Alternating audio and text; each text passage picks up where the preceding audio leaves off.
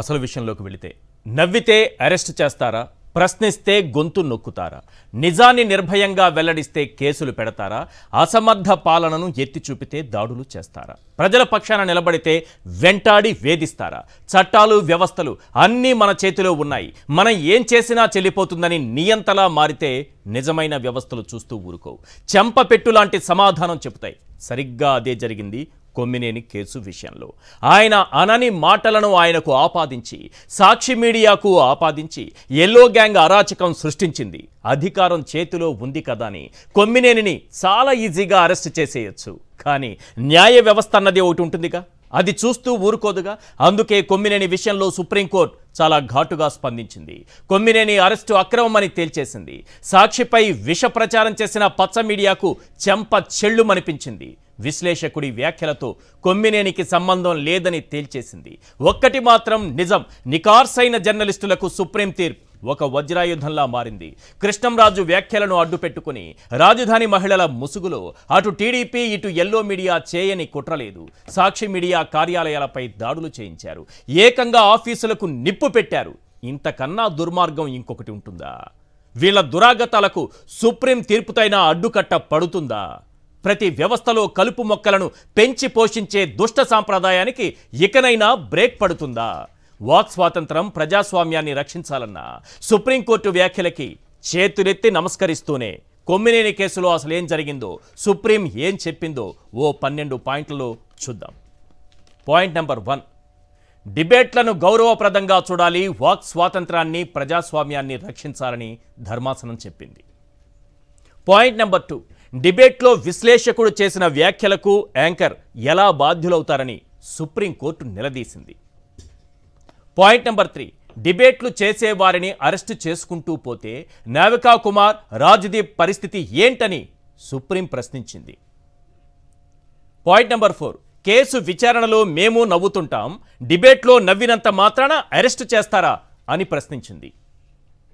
Point number 5, కొమ్మినేనిని వెంటనే విడుదల చేయాలంటూ 3 నిమిషాల వ్యవధిలోనే సుప్రీం సంచలన తీర్పునిచ్చింది. పాయింట్ నెంబర్ 6, సుప్రీంకోర్టు సంచలన తీర్పుతో కృష్ణంరాజు వ్యాఖ్యలకు సాక్షికి ఎలాంటి సంబంధం లేదని స్పష్టమైంది. పాయింట్ నెంబర్ 7, అక్రమ అరెస్టులు చేయించే వారికి పచ్చ మీడియా విష ప్రచారానికి సుప్రీం తీర్పు చెంపపెట్టులా మారింది.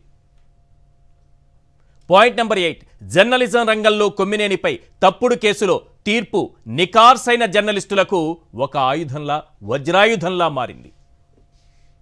పాయింట్ నెంబర్ 9, అక్రమ అరెస్టులు, తప్పుడు కేసులతో ఇబ్బందులు పెడితే వ్యవస్థలు చూస్తూ ఊరుకోవని మరోసారి తేలింది. పాయింట్ నెంబర్ 10, పచ్చమూక గొంతులో పచ్చి వెలక్కాయ పడే ల్యాండ్ మార్క్ జడ్జిమెంట్ సుప్రీంకోర్టు ఇచ్చింది.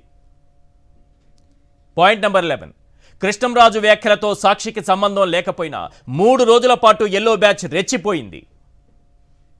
పాయింట్ నెంబర్ 12, మహిళల ముసుగులో టీడీపీ కార్యకర్తలతో కుట్రపూరితంగా సాక్షి కార్యాలయాలపై దాడులు చేయించారు. ఇంత దుర్మార్గమైనటువంటి కార్యక్రమాలు కూడా జరిగాయి. కుట్రపూరితంగా ప్రశ్నించే గొంతుకను నొక్కేయాలని ఏ రకంగా చేశారనేది చాలా స్పష్టంగా అర్థమైపోయింది సుప్రీంకోర్టు ఈరోజు ఇచ్చినటువంటి తీర్పుతో. ఒక డిబేట్ జరుగుతున్న మొదటి నుంచి సాక్షి చెబుతున్న మాట ఇదే. ఒక డిబేట్ జరుగుతున్నప్పుడు ఆ డిబేట్ని కండక్ట్ చేసే యాంకర్కు గెస్ట్గా వచ్చినటువంటి ఒక అనలిస్ట్ చేసేటటువంటి కామెంట్స్కు ఏం సంబంధం ఉంటుంది, ఆ ఛానల్కి ఏం సంబంధం ఉంటుంది? అయినా సరే బాధ్యత వహించింది. తప్పు కృష్ణంరాజు గారు మాట్లాడిందని పదే పదే సాక్షి చెప్పడంతో పాటు ఆయన వ్యాఖ్యల్ని సమర్థించమని కూడా ఖండించింది. ఇక ఆ వ్యాఖ్యలు తాను చెయ్యకున్నా తన డిబేట్లో జరిగింది కాబట్టి నైతిక బాధ్యత వహిస్తూ కొమ్మినేని గారు క్షమాపణ కూడా చెప్పారు. అయినా సరే తప్పుడు కేసులు పెట్టి తీసుకెళ్ళి ఆయన్ని జైల్లో పెట్టారు. అసలు ఇక్కడ మంగళగిరి కోర్టులోనే న్యాయమూర్తి ఆ ఎస్పీని, డిఎస్పీ గారిని ఇద్దరినీ కూడా చాలా గట్టిగా వార్నింగ్ ఇచ్చి వదిలిపెట్టింది. అసలు ఎలాంటి కేసులు, ఇలాంటి సెక్షన్లు ఎవరైనా పెడతారా? ఎస్సీ ఎస్టీ అట్రాసిటీ కేసులు కూడా పెట్టేస్తారా? అసలు కొమ్మినేని గారు నోరు తెరిచి అలాంటి వ్యాఖ్యలు ఏమన్నా చేశారా? ఎంత దుర్మార్గం అంటే ఈ ఎల్లో మీడియా క్యారెక్టర్ అసాసినేషన్ చేసేది వాళ్లే, గెస్ట్లను తీసుకొచ్చి ఒక్కొక్కరిని తిట్టించేది వాళ్లే, మహిళలపైన అలాంటి ముద్రలు వేసేది వాళ్లే, మహిళల జీవితాలతో చెలగాటమాడేది వాళ్లే, మహిళల్ని అడ్డు పెట్టుకొని రాజకీయాలు చేసేది వాళ్లే. ఆ జీవితం, ఆ మీడియా మొత్తం కూడా మహిళల చుట్టూనే తిరుగుతూ ఉంటుంది. ఎవరు దొరికితే వాళ్ళ క్యారెక్టర్ అసాసినేషన్ చేసేయడం, లబ్ధి పొందేటటువంటి ప్రయత్నం చేయటం. ఈరోజు సుప్రీంకోర్టు తీర్పు చెంపపెట్టు లాంటి తీర్పునిచ్చింది. కొమ్మినేనికి ఏం సంబంధం? వాళ్ళకి తెలుసు, వాళ్ళ అంతరాత్మకు తెలుసు, వాళ్ళ జర్నలిజానికి తెలుసు, వాళ్ళ పెన్నులో ఉన్నటువంటి ఇంకు కూడా తెలుసు. అయినా సరే తప్పుడు రాతలు రాస్తూనే ఉంటారు. ఈరోజు సుప్రీంకోర్టు చాలా క్లియర్గా, ఒకవేళ ఆయన నవ్వారని అనగానే, నవ్వితే ఏంటి, విచారణ సందర్భంలో సుప్రీంకోర్టులో కూడా విచారణ సందర్భంలో మేము కూడా నవ్వుతుంటాం, అందుకే అరెస్ట్ చేస్తారా అని క్వశ్చన్ చేసింది. కానీ ఆయన నవ్వారా? ఆ కామెంట్స్ చేశారా? కానీ ఎల్లో మీడియాలో ఏం రాశారు? అమరావతి మహిళలపై అనుచిత వ్యాఖ్యలు చేసిన కొమ్మినేని అరెస్టు. అనుచిత వ్యాఖ్యలు చేసిన వీళ్ళ పెన్నులో ఇంకా ఇంకు ఉన్నందుకు సిగ్గుపడాలి మనం. అనుచిత వ్యాఖ్యలు కొమ్మినేని చేశారా? ఇదేనా మీకు జర్నలిజం నుంచి మీరు నేర్చుకున్నది? ఇప్పటికైనా సిగ్గు తెచ్చుకొని ఈ చెంపపెట్టుతైనా మార్పు తెచ్చుకోవాల్సినటువంటి అవసరం ఉంది. ఆయన చేయని కామెంట్స్ను ఆయనకు ఆపాదించి, సాక్షి మీడియా సమర్థించని వ్యాఖ్యలను సాక్షి మీడియాకు ఆపాదించి, అమరావతి మహిళల ముసుగులో టీడీపీ కార్యకర్తలు చొరబడి సాక్షి మీడియా కార్యాలయాలపై దాడి చేస్తారు, నిప్పు పెట్టి తగలబెట్టేస్తారు. వ్యవస్థ ఏమో చూస్తూ ఊరుకుంటుంది. ఎవరికి చెప్పుకోవాలో అర్థం కాదు. అసలు మీడియాని, జర్నలిస్టుల్ని, ప్రశ్నించే గొంతుకుల్ని ఈ విధంగా నొక్కేయడం అనేది ఎక్కడా చూడలేదు. ఇంత దుర్మార్గంగా నొక్కేయడం ఎక్కడా చూడలేదు. అసలు కొమ్మినేని గారు అరెస్ట్ అయినప్పుడు లోకేష్ గారు చేసినటువంటి ఒక కామెంట్ ఏంటంటే చాలా దుర్మార్గమైనటువంటి మాటలు అనిపిస్తాయి. ఎందుకంటే మనం సభ్య సమాజంలో ఉన్నాం కాబట్టి ఒక వ్యక్తిని గౌరవించాల్సినటువంటి అవసరం ఉంటుంది. ఒకవేళ అతను తప్పు చేశారా లేదని కోర్టులు తర్వాత నిర్ధారిస్తాయి. ఒకవేళ తప్పు చేశారా అనుకుందాం కొమ్మినేని గారు, అది కోర్టు నిర్ధారించాలి కదా. మీ దృష్టిలో తప్పు అయినప్పుడు అది కోర్టు నిర్ధారించాలి కదా. ఈలోపే అనుచిత వ్యాఖ్యలు చేయొచ్చా?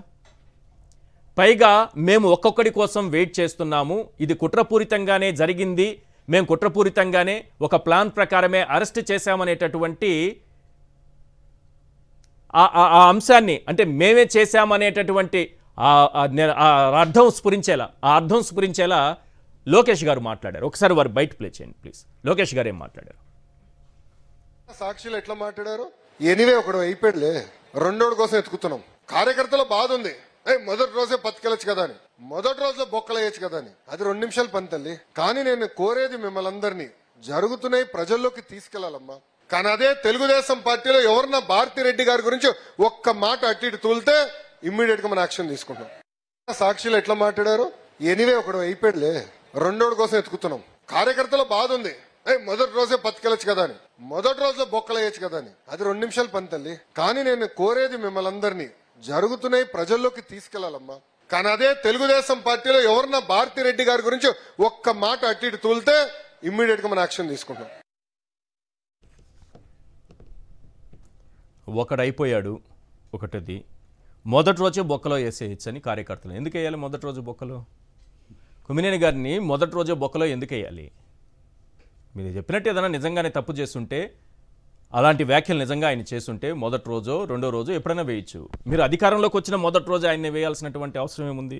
పైగా భారతి గారి గురించి ఎవరైనా మాట్లాడితే మేము ఒప్పుకోము, మేము ఊరుకోము, మేము చూసాము ఎంత బాగా లోకేష్ గారు మాట్లాడింది మనం విన్నాం.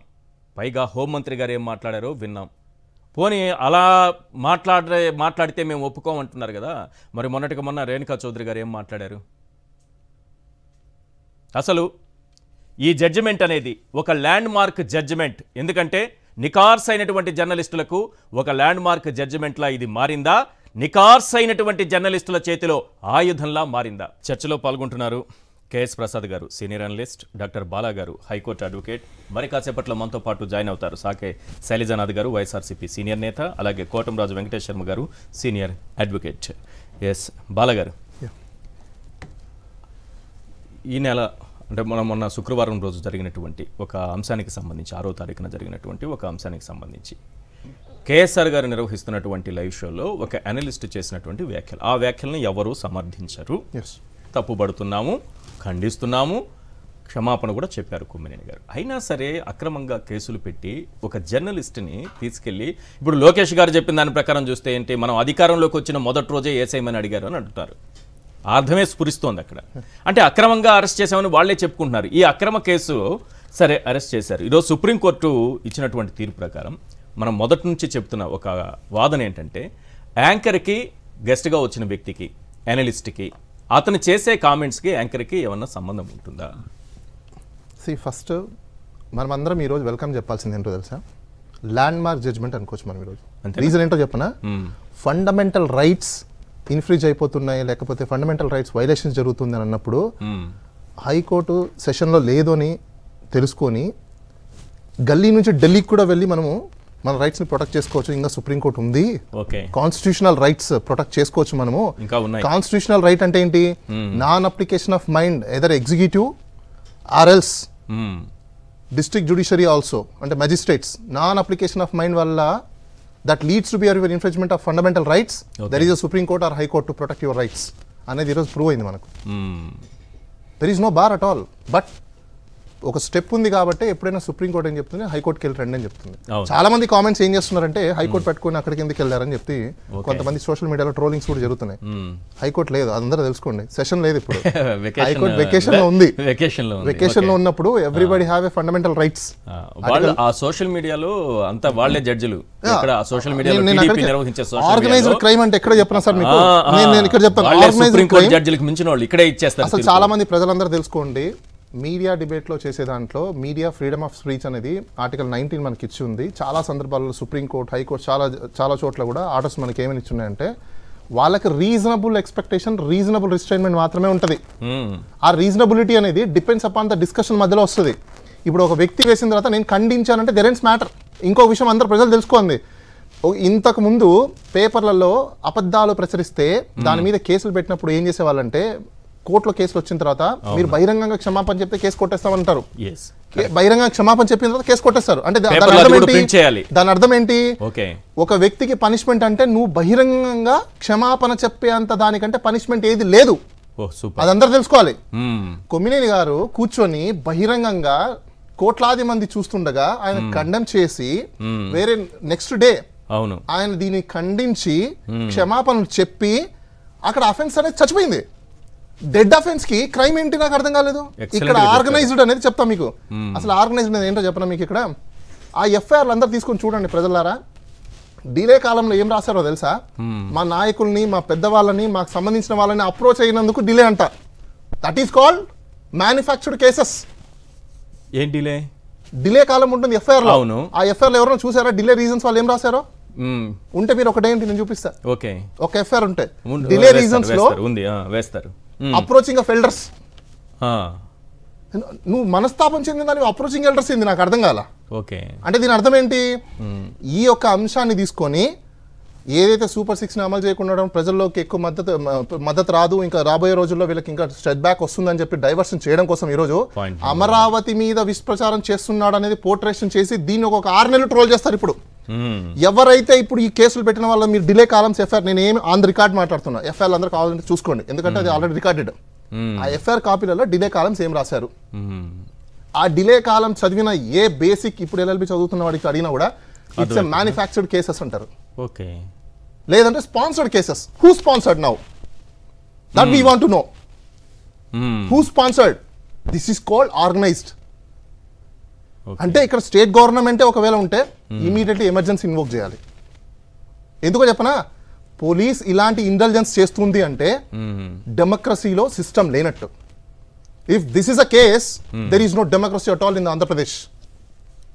ఎందుకంటే మీరు క్రైమ్ కట్టండి. ఇప్పుడు నేను నా మనోభావాలు దెబ్బతిన్నాయి, నేను పోతాను డైరెక్ట్గా మనోభావాలు దెబ్బతిన్నాయి కంప్లైంట్ రాసివ్వండి, దట్స్ ఫైన్. నా మనోభావాలు దెబ్బతిన్నాయని మీరు ఆ ఎఫ్ఐఆర్ ఏదైనా ఒక డిస్ప్లే ఇస్తే దాంట్లో డిలే కాలంలో ఉంది.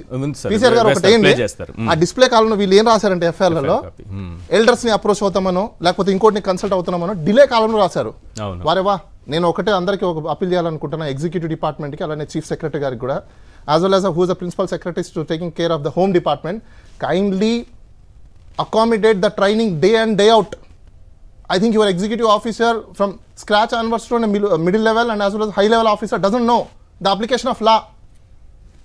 సుప్రీంకోర్టు చాలాసార్లు చెప్పింది sir, non application of mind, mechanical execution, it leads to violation. That is very dangerous than of any offence. ఎందుకంటే అప్లికేషన్ ఆఫ్ మైండ్ అంటే అర్థం ఏంటి? నిన్ను నేను సీఎంగా ఎన్నుకున్నాను, లేకపోతే నిన్ను నేను ప్రిన్సిపల్ సెక్రటరీగా ఒక ఎగ్జామ్ అంతా అయిపోయిన తర్వాత నేను తీసుకున్నాము, లేకపోతే ఐఏఎస్ అయ్యామో ఐపీఎస్ అయ్యామంటే అది ఊరికనే కాదు, ఎంతో విచక్షణ కలిగిన మైండ్ సెట్ మీకుందని. అంటే దాని అర్థం ఏంటి?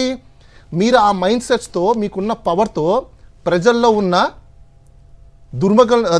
ప్రజల్లో ఉన్న పావర్టీని తొలగించి వాళ్ళని అప్లిఫ్ట్మెంట్ చేసి వాళ్ళని ఒక స్టేజ్కి తీసుకొస్తారు. కాబట్టి మీకు ఇన్ని ఎగ్జామ్స్ పెట్టి మీకు ఒక పవర్ ఇస్తారు. ఆ పవర్ ఇచ్చి ఏం చేయమంటారు? మీ మైండ్ని యూజ్ చేసి యూజ్ కేసెస్లో దేనికి అప్లై చేయాలి, దేనికి అప్లై చేయకూడదు, ఎగ్జాక్ట్లీ అది చేయాలి. గుడ్ ఫెయిత్ లేకుండా ఏ ఎగ్జిక్యూషన్ ఆర్డర్ వచ్చినా, గుడ్ ఫెయిత్ లేకుండా ఏ కాంట్రాక్ట్ వచ్చినా యూ కెన్ ఛాలెంజ్ దట్. ప్రశ్నించే గొంతుకలను నొక్కేస్తాం అని అంటే, అక్రమ కేసులు పెట్టి లోపలేసేస్తాం అనంటే, జైళ్లలో తోసేస్తాం అనంటే న్యాయస్థానాలు చూస్తూ ఊరుకోవని మరోసారి ఇది ప్రూవ్ అయినట్టేనా? ముందుగా సాక్షి ప్రేక్షకులకు నమస్కారం అండి, అలాగే ప్యానెల్లో ఉన్న పెద్దలకి మీకు కూడా నమస్తే సార్. నేను ఒక విషయం చెప్పగలను సార్, ధర్మం 4 పాదాల మీద ఉందో లేదో భగవంతుడికి తెలుసు, కానీ ఏదో ఒక రూపంలో ఏదో ఒక పాదంలో దుసభ్యాసనం ఇవాళ గౌరవ సుప్రీంకోర్టులో కొమ్మినేని గారికి బెయిల్ ఇప్పించడం మాత్రం నిజంగా హర్షించదగ్గ విషయం. In the vacation court and more over in supreme court బెంచ్లో మూవ్ చేసిన దీంట్లో it's a beautiful move which was made and సక్సెస్ఫుల్గా కొన్ని కేటగిరీలుగా చెప్పొచ్చు సార్. జ్యుడిషియరీ సిస్టము అడ్వకేట్స్ మీద కానీ, మన జ్యుడిషియరీ సిస్టమ్ మీద కానీ, అలాగే జర్నలిస్టుల మీద కానీ, మీడియా హౌసెస్ మీద కానీ ఏమి కాకుండా ఏది పడితే అది ఆపాదించి అన్వయించుకొని ఏది పడితే చేసేస్తే దాని కాన్సిక్వెన్సెస్ రిపర్కేషన్స్. ఇప్పుడు గతంలో రిపబ్లిక్ టీవీ అర్నవ్ గోస్వామికి ఏ విధంగా సుప్రీంకోర్టు మెయిల్ గ్రాంట్ చేసిందో అప్పటిదాకా ఏదైనా ఉంటే లోవర్ కోర్టులో తేల్చుకొని చెప్పేది. But this is totally vice versa, same to same situations adapt అయ్యి. అండ్ ఇక్కడ కొమ్మినేని గారిని కూడా ఒక సీనియర్ జర్నలిస్ట్కి అండ్ మోర్ ఇవాళ రీసెంట్ పాస్ట్లో మీరు డెవలప్మెంట్స్ చూస్తే ఈయన మీద పెట్టిన కేసుల మీద చాలా బ్రహ్మాండంగా ఓటక్కించి చెప్పింది. మీరు అదొకటి గమనిస్తే ఈయన మీద పెట్టిన కేసులు చూస్తే 61 సబ్సెక్షన్ 1 BNS నాట్ అప్లికబుల్ అయింది, 79 BNS కాగ్నిజబుల్ బెయిలబుల్ అని ఉంది. ఇవన్నీ below 3 years. 196 1 BNS cognizable non bailable 3 years below ప్రెజర్మెంట్. 299 BNS cognizable non bailable 3 years. 353 2 BNS cognizable non bailable 3 years. 356 2 removed ఇది లోవర్ కోర్టులో ఇది కొట్టేశారు కదా, కొట్టేశారు. రెండోది ఇక్కడ 67 IT act non cognizable bailable first officer 3 years అన్నారు. సో ఇక్కడ మీకు SC ST 3(1) సబ్సెక్షన్ U ఇదేమో బై రిమైండింగ్ కోర్టు రిమూవ్డ్ ఇవి రెండు. అవును, సో రెండు కేసులు రిమూవ్ అయిపోయాయి. SC ST యాక్ట్ తీసేశారు, 356 2 సబ్సెక్షన్ 2 తీసేశారు. రెండోది ఏంటంటే if you really look in to that, ఈ పర్టికులర్ ఇన్సిడెంట్ లో when these things in the lower కోర్టులో మీరు ఆబ్వియస్లీ అబ్జర్వ్ చేస్తే కొట్టేశారు, మంగళగిరి కోర్టు ఫస్ట్ కొట్టేశారు. దానికన్నా ఒక డెలిబరేషన్ ఇచ్చింది గౌరవ మేజిస్ట్రేట్ గారు. డిఎస్పీ గారికి అండ్ ఎస్పీ గారికి, గౌరవ ఎస్పీ గారికి మెమోలు జారీ చేసింది.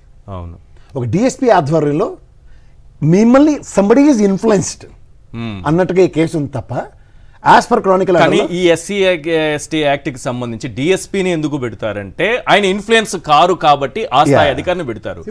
అదే డిఎస్పీ గారిని తీసుకొచ్చి మీకు మెమోలు ఇస్తున్నామని చెప్పడం ద్వారా ఆ స్థాయి అధికారిని పెట్టి ఉపయోగం ఏంటి? అదే చెప్తున్నాను సార్, గ్రూప్ 1 ఆఫీసర్ త్రూగా డిఎస్పీ గారు సెలెక్ట్ అవుతారు, లేదా కొన్ని అనానిమస్ సర్కమ్స్టాన్సెస్ లో అసిస్టెంట్ కమిషనర్ ఎటువంటి ఇన్ఫ్లుయెన్స్ గురి కాకూడదు. IPS ట్రైనింగ్ లో ఉన్న నాన్ ఇన్ఫ్లుయెన్సిబుల్ సిచ్యువేషన్స్ ని అట్రిబ్యూట్ చేసుకునే అంత కెపాసిటీ డిఎస్పీ గారికి ఎస్పీ గారికి ఉంటుంది కాబట్టి SC ST అట్రా కేసుల్లో ఇది సంబంధం లేకుండా ఎలా ఆపాదించారని. సో ఇవన్నీ దృష్టిలో పెట్టుకుని గౌరవ సుప్రీంకోర్టు ప్రాథమిక హక్కులకు భంగం కలుగుతుంటే ఆర్టికల్ 32 సో వీటి మీద ఎంఫసైజ్ చేసి స్ట్రెస్ ఇచ్చి కేటగారికల్గా అన్కండిషనల్గా ఆయనకి బెయిల్ గ్రాంట్ చేసింది. అండ్ విత్ ఇమ్మీడియట్ ఎఫెక్ట్ ఇవాళ ఎట్టి పరిస్థితుల్లో రిలీజ్ చేయాలని కూడా చెప్పింది. సో ఇక్కడ దీని సారాంశం ఏంటంటే ఈ కేసులు ఏవైతే ఆయన మీద ఆపాదించబడ్డాయో దానికి 3 years లోపునే అన్న ఇది ఉన్నప్పుడు these are all bailable. And మీరు ఇక్కడ మనకి TV5 మూర్తి గారి కేసు నేను ఇంకొకసారి రెఫర్ చేసి చెప్తా. ఇదే గౌరవ పోలీస్ డిపార్ట్మెంట్ ఆయన ఎంక్వైరీకి పిలిచి ఇచ్చినప్పుడు 41 year నోటీసులు ఇచ్చి సబ్సిక్వెంట్గా ఆయనకి తీసుకొచ్చి విచారణ జరిపించిన తర్వాత ఆయనకి బెయిల్ గ్రాంట్ అయింది. Okay then why it is not applicable for Kommineni? నేను మొదటి నుంచి అదే మొత్తుకుంటున్నా. And in the same scenario ఈ కేసెస్లో అక్కడ నిజంగా మేనేజ్మెంట్ రెస్పాన్సిబిలిటీ అంటే ఆ రోజు జడ్జి శ్రవణ్ గారు ఒక యూనివర్సిటీస్ మీద ఒక డెలిబరేషన్ ఇచ్చిన దానికి మూర్తి గారికి బిఆర్ నాయుడు గారికి కూడా ఈ కేసులో విక్టిమ్లు కదా ఇచ్చేసిపడింది. అప్పుడు వీళ్ళకి ఇచ్చిన బెయిల్లోనూ ఇక్కడ కొమ్మినేని గారికి ఎంత పోరాటం చేస్తాను కానీ ఎందుకు రాలే? సార్ ఈరోజు సుప్రీంకోర్టులో వాదనలు జరిగే టైంలో ఆయన ఏం చేశారు, అసలు డిబేట్ నిర్వహించారు అంతే కదా అంటే లేదు నవ్వారు ఆ కామెంట్కి అన్నారు. దానికి గౌరవ సుప్రీంకోర్టు న్యాయమూర్తి గారు ఏమన్నారంటే ఇక్కడ విచారణ సందర్భంలో మేము కూడా నవ్వుతాము అని అన్నారు. మీకు మాట చెప్తా సార్, నవ్వారు అని ఆయన మీద ఏదో ఒక అభియోగం అనుకోండి. మీకు ఒక మాట చెప్తా సార్, ఈ తపేలా ఛానల్కి అలవాటు అయిపోయింది సార్ మీడియా ట్రయల్లో ఉరిశిక్ష. గతంలో మీరు అవినాష్ రెడ్డిని పొద్దున్న నుంచి సాయంత్రం దాకా వీళ్ళు ఉరిశిక్ష అరెస్ట్, సదనంతర పరిణామాలు ఇవాళ వచ్చేసారు కల్లా వాళ్ళ స్టామినా లేదు మీకు. వాళ్ళు సుప్రీంకోర్టు జడ్జిలైనా సరే వ్యక్తిత్వ హననం చేయగలిగినటువంటి స్థాయి కలిగినటువంటి మీడియా ఛానల్స్ నడుపుతున్నారు సార్. చేయొచ్చు సార్. ఎందుకు అవినాష్ రెడ్డి పేరు చెప్పారు కాబట్టి అప్పుడు జడ్జి గురించి ఆ విధంగానే కదా అన్నారు, రేపు ఎవరినైనా చేయగలరు. సరే అదే చెప్తున్నాను సార్, జరుగుబాటు అంత సుఖం లేదన్న దగ్గర మీరు ఇవాళ నేను చెప్తున్నాను కదా, ఆ 3 ఛానళ్ళు పౌడర్ డబ్బా diaper and this thing petrol ఎంత హ్యాపీగా ఫీల్ అవుతుంటారంటే రేపు పొద్దున మనకి కూడా ఇలాంటి ఉపద్రవం వస్తే ఈ సుప్రీంకోర్టు కూడా within span of no time మనకి బెయిల్ ఇస్తుంది అనే ధైర్యంతో వాళ్ళు డిబేట్లు చేస్తారు. Take my word. ఎందుకంటే ఇది ఇవాళ మీకు మాట చెప్తా, ఈ రోజు నాకు అనుమానం చూడాలి తర్వాత పీసీఆర్ మీరు చెప్పండి అసలు దీనిపైనే డిబేట్ పెట్టారా, క్యారెక్టర్ అసాసినేషన్ మొదలు పెట్టారు 7 గంటలకు అనేది మీరు ఒకసారి చెప్తే దానిపైన కూడా మాట్లాడతాను నేను. ఎందుకంటే మధ్యాహ్నం ప్యానల్ కూడా చెప్పవచ్చు ఎవరు ఉంటారు కళాకారులు అందరినీ మనం ఈజీగా పోల్చొచ్చు. నేను మధ్యాహ్నం ఒక డిబేట్ లో కూడా పార్టిసిపేట్ చేస్తే మీరు కళాకారులను కూడా డిజైన్ చేసేసారా? డౌట్. ఫస్ట్ ఆఫ్ ఆల్ వాళ్ళు జర్నలిస్టులే కదా, నేను డైరెక్ట్గా చెప్తున్నాను.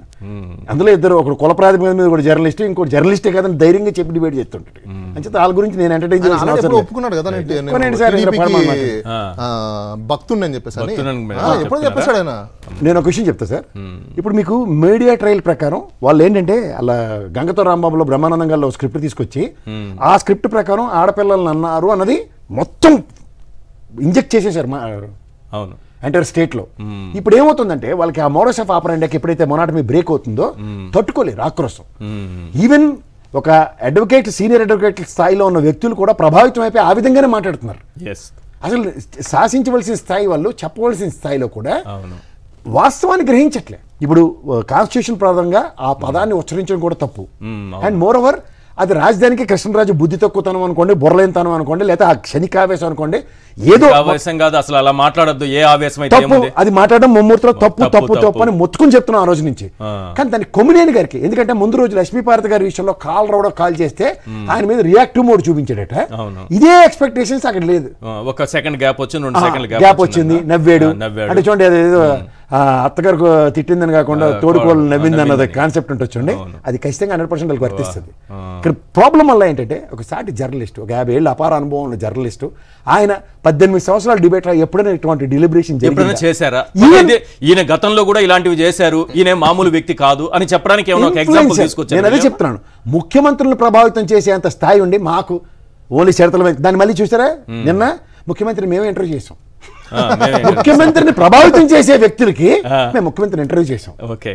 చూసారు ఈజీ కొట్టు. సో వీళ్ళ కాన్సెప్చువల్ థియరీ ఏంటంటే మేము కూడా చూడండి వాళ్ళ సినిమాలో చిన్నపిల్లలు ఉంటారు, వాడు చూడు ఎలా చదువుతున్నాడు అంటే నేను కూడా నన్ను గురించి కూడా కొంచెం చెప్పన్నట్టు ప్రతిసారి ఆ బ్రహ్మానందం గల్లాగా. ఒకటి మాత్రం నిజం సార్, ఆ వ్యాఖ్యలు చేసిన తర్వాత ఆ పదాన్ని ఈ రోజు వరకు కొమ్మినేని గారు కానీ నేను కానీ సాక్షి మీడియా కానీ మళ్ళీ ఆ పదాన్ని ఉపయోగించలేదు. వీళ్ళకి విచక్షణ లేదు, విజ్ఞత లేదు, పదే పదే దాని మీదే డిబేట్లు పెడుతూ దాన్ని అమరావతి మహిళల్లోకి మరింతగా తీసుకెళ్లేటటువంటి కుట్ర. నేను 2 విషయాలు చెప్తాను. ఒక జర్నలిజం విలువలు లేవు, ఎందుకంటే మీకు ఇంకుతో రాశారని మళ్ళీ అమాయకంగా చెప్పారు. వాడి సంగతి నేను క్లియర్గా చెప్పాను, పచ్చల్లో పైకి తీయాలని ఎర్ర నూనెతో రాస్తాడు వాడు జిడ్డు వార్తలు. ఇంకు కూడా ఖర్చు అవుతుందని అంతే. ఎందుకంటే మీరు ఇవాళ పేపర్లో ఎన్నిసార్లు ఆ పదాన్ని ఉచ్చరించాడు, ఉటంకించాడు. ఈ రోజు కూడా రాశారు, ఈ రోజు కూడా రాశారు, ఈ రోజు కూడా ఈనాడు జర్నలిజం విలువలు రాజ్యాంగానికి బొద్దులే అని రేపు సుప్రీంకోర్టు చెంపదెబ్బ కొట్టిందని కానీ మొట్టికాయ వేసిందని కానీ రాయరు. రేపు లోపల పేజీలో అయినా వార్త కనిపిస్తుందా ఉండదా తెలియదు. ఈ వ్యాఖ్యలు మాత్రం ఇంకా రేపు కూడా హెడ్ లైన్ లోనే మీకు వెడ్డింగ్ చెప్తున్నా పదాన్ని. మీరు ఇవాళ ఆల్రెడీ ఆయనకి బెయిల్ వచ్చిన విషయంలో వాళ్ళు ఏం రాశారు తెలుసా? సుప్రీంకోర్టు కొమ్మినేని గారికి కక్షం రాసింది, సుప్రీంకోర్టు డెలిబరేషన్ ఇచ్చింది కృష్ణరాజుకి. ఆ విధంగా మాట్లాడడం తప్పని.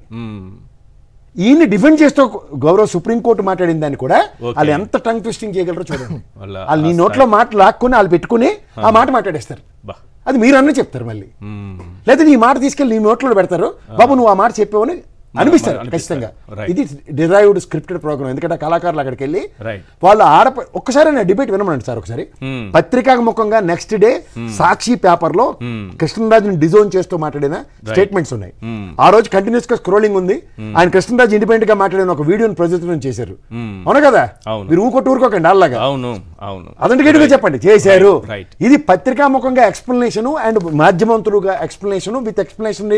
నెక్స్ట్ మార్నింగ్ లో కొమ్మినేని గారి డిబేట్ లో చెప్పిన 12 నిమిషాల నెరేషన్ లో ఇంకెంతగానో ఇంకే సమాచారం చెప్పాలి. ప్రశ్నించే గొంతుకలను నొక్కేస్తాం అని అంటే, అక్రమ కేసులు పెట్టి లోపలేసేస్తాం అనంటే, జైళ్లలో తోసేస్తాం అనంటే న్యాయస్థానాలు చూస్తూ ఊరుకోవని మరోసారి ఇది ప్రూవ్ అయినట్టేనా? ముందుగా సాక్షి ప్రేక్షకులకు నమస్కారం అండి, అలాగే ప్యానెల్లోని పెద్దలకి మీకు కూడా నమస్తే సార్. నేను ఒక విషయం చెప్పగలను సార్. ధర్మం 4 పాదాల మీద ఉందో లేదో భగవంతుడికి తెలుసు, కానీ ఏదో ఒక రూపంలో ఏదో ఒక పాదంలో దుసభ్యాసనం ఇవాళ గౌరవ సుప్రీంకోర్టులో కొమ్మినేని గారికి బెయిల్ పెంచడం మాత్రం నిజంగా హర్షించదగ్గ విషయం. In the vacation court and more over in supreme court బెంచ్లో మూవ్ చేసిన దీంట్లో it's a beautiful move which was made and సక్సెస్ఫుల్గా కొన్ని కేటగిరీలుగా చెప్పొచ్చు సార్. జ్యుడిషియరీ సిస్టము అడ్వకేట్స్ మీద కానీ, మన జ్యుడిషియరీ సిస్టమ్ మీద కానీ, అలాగే జర్నలిస్టుల మీద కానీ, మీడియా హౌసెస్ మీద కానీ ఏమి కాకుండా ఏది పడితే అది ఆపాదించి అన్వయించుకొని ఏది పడితే చేసేస్తే దాని కాన్సిక్వెన్సెస్ రిపర్కేషన్స్. ఇప్పుడు గతంలో రిపబ్లిక్ టీవీ అర్ణవ్ గోస్వామికి ఏ విధంగా సుప్రీంకోర్టు మెయిల్ గ్రాంట్ చేసిందో అప్పటిదాకా ఏదైనా ఉంటే లోవర్ కోర్టులో తేల్చుకొని చెప్పేది. But this is totally vice versa, same to same situations adapt అయ్యి. అండ్ ఇక్కడ కొమ్మినేని గారిని కూడా ఒక సీనియర్ జర్నలిస్ట్కి అండ్ మోర్ ఇవాళ రీసెంట్ పాస్ట్లో మీరు డెవలప్మెంట్స్ చూస్తే ఈయన మీద పెట్టిన కేసుల మీద చాలా బ్రహ్మాండంగా ఓటక్కించి చెప్పింది. మీరు అదొకటి గమనిస్తే ఈయన మీద పెట్టిన కేసులు చూస్తే 61 సబ్సెక్షన్ 1 BNS నాట్ అప్లికబుల్ అయింది, 79 BNS కాగ్నిజబుల్ బెయిలబుల్ అని ఉంది. ఇవన్నీ below 3 years. 353 196 1 BNS cognizable non bailable 3 years below ప్రెజర్మెంట్. 299 BNS cognizable non bailable 3 years. 353 2 BNS cognizable non bailable 3 years.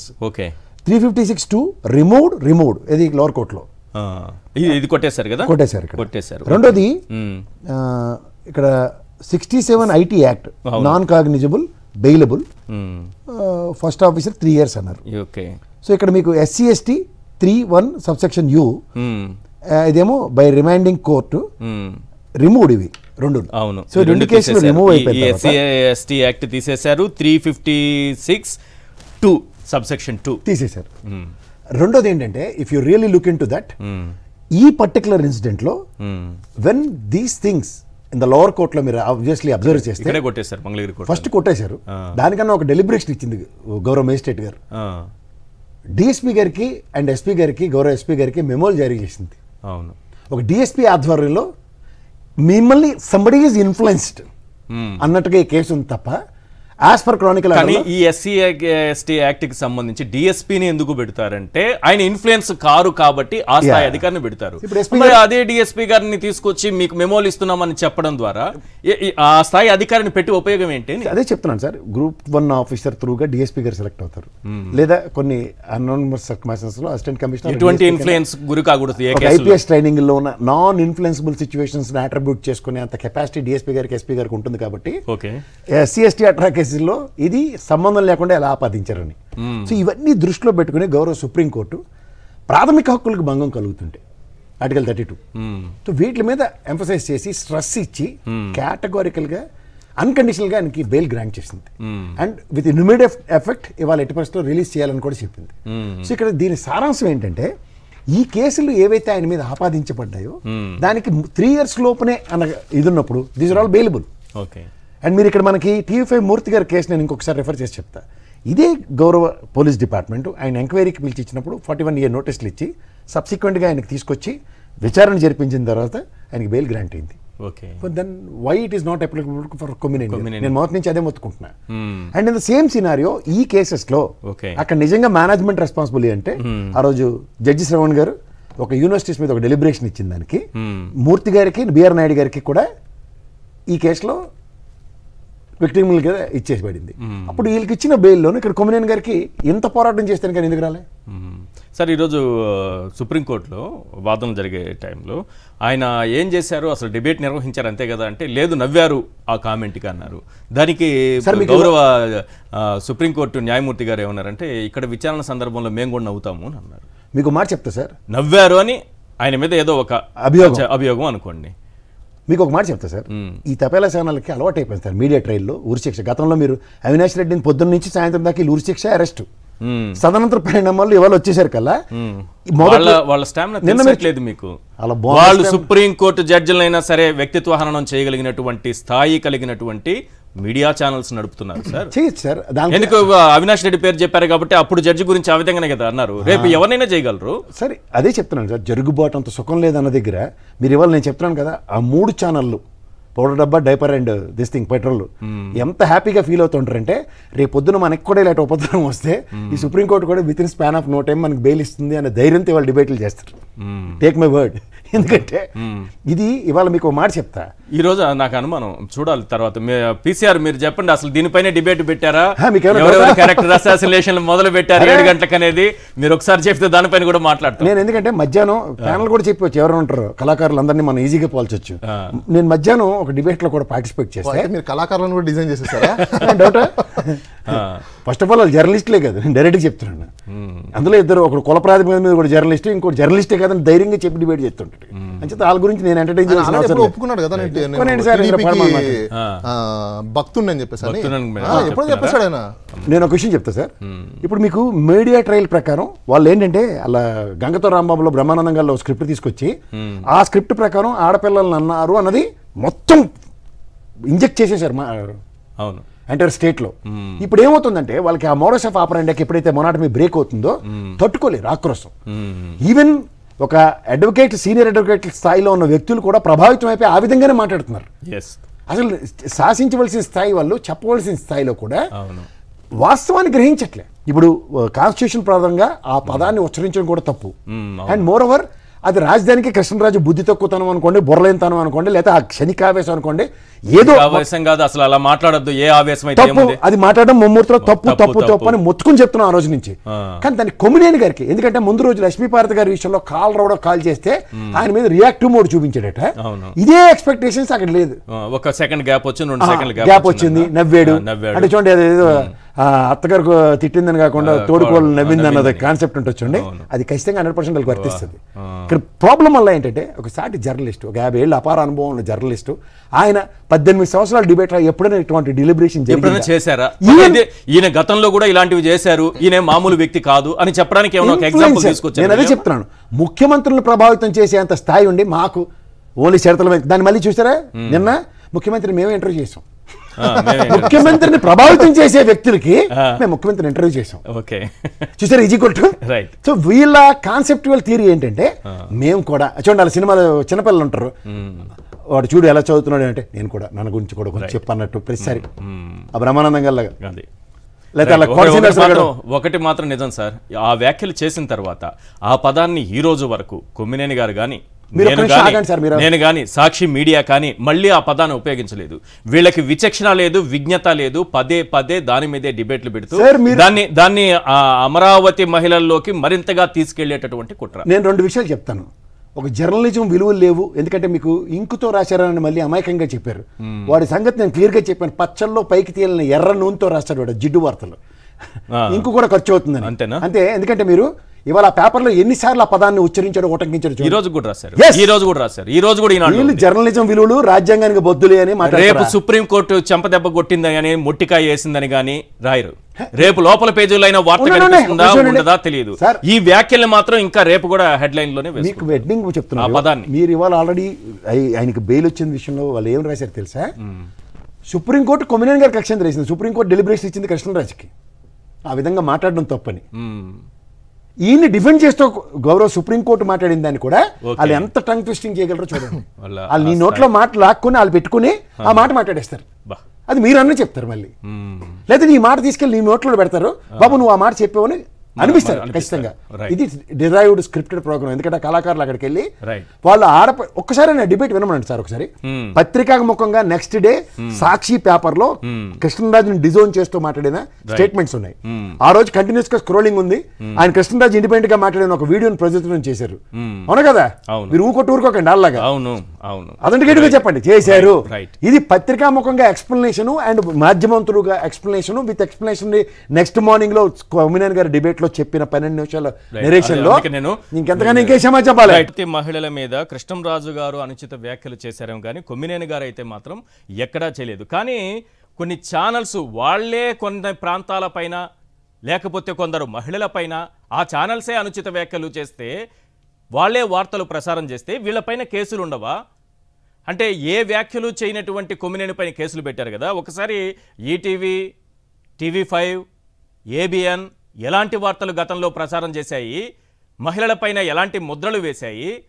వాళ్ళు చేస్తే తప్పు కాదు, ఏ తప్పు చేయనటువంటి ఎటువంటి వ్యాఖ్య చేయనటువంటి కొమ్మినేని పైన మాత్రం కేసు పెట్టేస్తారు. మనతో పాటు జాయిన్ అయ్యారు వైఎస్ఆర్సీపీ సీనియర్ నేత సాకే శైలజనాథ్ గారు. Good evening sir. సార్, జర్నలిజంపై ఉక్కుపాదం, కొమ్మినేని గారిపై అక్రమ కేసు మొదటి నుంచి ఫాలో అవుతున్నారు మీరు. ఏ కామెంటు చేయకపోయినా ఆయన ఏదో కామెంట్ చేసినట్టుగా, ఆయనే ఉద్దేశపూర్వకంగా ఇలా అన్నట్టుగా లేకపోతే నవ్వినట్టుగా రకరకాలుగా ఆయన పైన ఆరోపణలు చేసి కేసులు పెట్టించి జైలుకు పంపిస్తే ఈరోజు సుప్రీంకోర్టు ఇచ్చినటువంటి జడ్జిమెంట్ ఏం చెప్తారు? చెప్పడానికి ఏముంది, సుప్రీంకోర్టు స్పష్టంగా చెప్పింది నవ్వడం తప్పు కాదని చెప్పింది. ఆంధ్రప్రదేశ్ రాష్ట్రంలో నవీన కేసులు పెడతారన్న విషయం దేశవ్యాప్తంగా మాట్లాడుకుంటా ఉన్నారు. అక్కడ వాదన సందర్భంగా నవ్వారు ఆయన అని చెప్తున్నారు. అదే నేను అడిగే మాట ఏంటంటే, అసలు నవ్వడం ఏమి నిషేధించారా ఈ రాష్ట్రంలో అనేది నా పాయింట్. ఎప్పుడు కూడా నవ్వడం అంటే ఏడవడం లేదంటే ప్రేమగా మాట్లాడడం మాత్రమే. అంటే ఇప్పుడు ఒకవేళ చంద్రబాబు పరిపాలన గురించి ఏడిస్తే, వీడు అన్యాయం చేస్తున్నా ఏడిస్తే కేసు పెడతారు కదా. నవ్వినా ఏడ్చినా కన్నీళ్ళే వస్తాయన్నట్టు కేసులే వస్తాయా? మనకి నాయకుడు ఎప్పుడు ఒక రోల్ మోడల్ ఉంటారు. చంద్రబాబు గారు ఎందుకు ఎప్పుడు నవ్వరు, సీరియస్గానే ఉంటారు. లేదు లేదు, మీరు పొరపాటు, మీరు మధ్యకాలంలో గమనిస్తున్నట్లేదు. ఆయన ఒక నవ్వుతున్నాడు, భయం వేస్తుంది. ఎప్పుడు ఆయన నవ్వడం మొదలైతే ఇలాంటి ఉపద్రవాలు ఉంటాయి. ఏది ఏమైనా కానీ ఇటువంటి యాటిట్యూడ్ అన్నది ఎవరికి మంచిది కాదు. ఇది అసలుకి ఈ గవర్నమెంట్ కానీ తెలుగుదేశం పార్టీ కానీ అండ్ అతని అసోసియేట్స్ కానీ ఏదో ఇంకా వాళ్ళు శాశ్వతంగా ఉండబోతున్నట్టు ఇట్లా కళ్ళగంటున్నట్లు ఉంది. రెండోది శాశ్వతంగా ఉండడానికి పనులు చేద్దాం అనుకుంటున్నారు. నాకు అనిపించింది అంటే కొమ్మినేని గారి పైన కోపం ఉంది వాళ్ళకి. దాంతోపాటు సాక్షి మీద వాళ్ళకి మరింత అక్కసుంది. దేనికి సార్? నిజాలు మాట్లాడతారు కదా. ఇప్పుడు ప్రతిపక్షంలో ఉండడం ఒకటి, స్వతహాగానే మీరు అధికారంలో ఉన్నప్పుడు కూడా కొన్ని విషయాలు గట్టిగానే మాట్లాడతారు. ఓకే. సో నిజాలని మాట్లాడకే కొమ్మినేని గారు మరింత గట్టిగా మాట్లాడతారు. ఓకే. సో మనం నిజం మాట్లాడితే బాబు గారు ఒప్పుకోరు కదా. ఇప్పుడు రామారావు గారిని మీరు అది మానసికంగానో లేక ఇంకో విధంగానో మొత్తం నాశనం చేసి అతని చావుకు దగ్గర కారణమే అని చెప్తే ఆయన ఒప్పుకోడు కదా. అవును, ఒప్పుకుంటాడా? ఒప్పుకోడు. అట్లాగే ఇప్పుడు సూపర్ 6 పథకాలకి నాలుక మందమా నాలుకని పెట్టాడు. ఎవరైనా సూపర్ 6 ఇవ్వలేదు రాలేదు అని అంటే వాళ్ళ నాలుక మందమే కాదు, నాలుక గ్యాప్ మందం గ్యాప్ చాలా గ్యాప్, ఒక 2 సెకండ్లు 3 సెకండ్ల గ్యాప్. అట్లా అనలేదంటే ఒప్పుకుంటారా? లేదు, అట్లా కాదు. అమరావతిలో ఇంత మా ఊర్లో జోకులు వేస్తున్నారు, కృష్ణ ఎండిపోయింది కదన్నా ఇంకా అమరావతిలో నీళ్ళు తోడుతారే అని నవ్వుతున్నారు అందరూ. ఇక్కడ జాగ్రత్తగా ఉండాలి. నేను నవ్వట్లేదు సార్. అది అని మా ఊర్లో జోకులు వేస్తారు. రాయలసీమలో నీళ్ళు ఉండవు మాకు, అవును, జోకులు వేస్తూ ఉన్నారు. మరి అంటే ఆయన కోపం వస్తుంది అమరావతి గురించి మాట్లాడితే. అసలు నాకు ఇంకో తమాషా, ఎందుకంటే కొద్దిగా హిస్టరీకి చదువుకున్నాం, పిల్లడు మా అయ్య వాళ్ళు చదువు చెప్పినారు. అసలుకి అమరావతి బౌద్ధులది కదా. అమరావతి బౌద్ధులది, బౌద్ధ ఆరామాలు. చివరిగా ఆ గుర్తు కూడా బౌద్ధులదే. సార్ మీరు బౌద్ధులు అంటారు, అమరలింగేశ్వర స్వామి అక్కడ ప్రతిష్ఠించబడ్డాడు. సరే, ఆనవాళ్ళు కూడా ఉన్నాయంటారు. సరే, నాకు చిన్న డౌట్, రాయలసీమకి నీళ్ళు లేవు కదా, కొత్త టెక్నాలజీ వచ్చింది కదా, డోనర్లతో తీసుకుపోయే టెక్నాలజీ ఏమైనా కనిపెడతారమ్మా? కనుక్కోకపోయారా? మీకు నాకంటే బాబు గారు బాగా పరిచయం ఎక్కువ. బాలగారు మీరు మాట్లాడితే బాగుంటుంది. మాకు నీటి ఫిరంగులతో కొట్టించుకున్నట్లు గుర్తు మాకు. ఎందుకంటే మీరు గుర్తుందో లేదో, నీటి ఫిరంగులతో మాకు పంటలకి నీటి ఫిరంగులతో కొట్టారు. అప్పుడు చేశారు కదా గన్స్, వాటర్ గన్స్. కరువు మీకు స్పష్టమైన ప్రయత్నం ఏం చేశారంటే అప్పుడు చంద్రబాబు నాయుడు గారు కరువును పారద్రోలిస్తాం లేదు కరువు ఇంకా అని చెప్పారు. వాటర్ ట్యాంకులతో నీళ్లు తోడించాము, గన్స్ తో నీళ్లు ఇచ్చాము. అరే ఈ రోజు మార్నింగ్ చూడలేదు, మీరు ప్రెస్ మీట్ చూడలేదా? సూపర్ 6 అమలు చేసేసినామని చెప్పలే? అవును. మరి ఏమని చెప్తారు ఆయన? సో కొమ్మినేని గారు కొన్ని విషయాల్లో స్పష్టంగా ఉంటారు, అట్లాగే సాక్షి స్పష్టంగా ఉంటుంది. పైగా ఈ టైంలో ప్రజలకు జరిగే అన్యాయాన్ని బయట తెచ్చే ప్రయత్నం సాక్షి చేస్తూ ఉంది. సో సాక్షిని మూసేయాలి. సాక్షిని మూసేయడం అంటే బాధపడే వాళ్ళ యొక్క నోరుని కట్టడి చేయడమే. సో ఇది ప్రజల మీద జరిగిన దాడి తప్ప ఇంకోటి కాదు. ఏదైనా వాస్తవం చెప్పాల్సి వస్తే ఆ వాస్తవాన్ని చెప్పాల్సింది ఇప్పుడు ఎవరు లేరు కదా. అవును. అసలు అంతెందుకు మా అనంతపురం జిల్లాలో మా రామగిరిలో అమ్మాయి పైన దాష్టీకం జరిగింది. మిగతా వాళ్ళు ఎవరు రిపోర్ట్ చేయడం లేదే. ఒక్క సాక్షి రిపోర్ట్ చేయడం వల్ల ఈరోజు అపరిస్తుంది. సాక్షి లేకపోతే రిపోర్టే ఉండదు కదా. అవును. కాబట్టి దాని ఫస్ట్ రోజు టైం విషయం ఏంటంటే సార్, ఆ ఇన్సిడెంట్ ని తెరపైకి తీసుకొచ్చి ఇక్కడ అన్యాయం జరిగింది, పోలీసులు కనీసం కేసు కూడా నమోదు చేయలేదు, ఒక బాలికను 8 నెలల పాటు నెలల తరబడి ఈ విధంగా చిత్రహింసలకు గురి చేసి అలాగే వీడియోలు తీసి ఆ అమ్మాయి 8 నెలల గర్భవతట, ఇదంతా వార్తని బయట పెట్టిన తర్వాత కొమ్మినేని అరెస్ట్ జరిగింది. నాకు మొదటి నుంచి ఉన్న అనుమానం ఇదే. అంటే ఒక ఆర్డర్లో చూసుకోవాల్సి వస్తుందేమో ఇవన్నీ అని అనిపిస్తుంది. అంటే ఇప్పుడు కొమ్మినేని అరెస్ట్తో 2 విషయాలు నేను అనుకుంటున్నాను. అంటే దాన్ని డైవర్ట్ చేయొచ్చు కదా. 4వ తారీఖు ప్రోగ్రామ్ కూడా 4వ తారీఖు ఒక అఖండమైన పర్యటన జరిగిన తర్వాత వెన్నుపోటు దినం చాలా గట్టిగా నిర్వహించారు మీరు అందరూ, మీ పార్టీ నాయకులంతా చేశాం.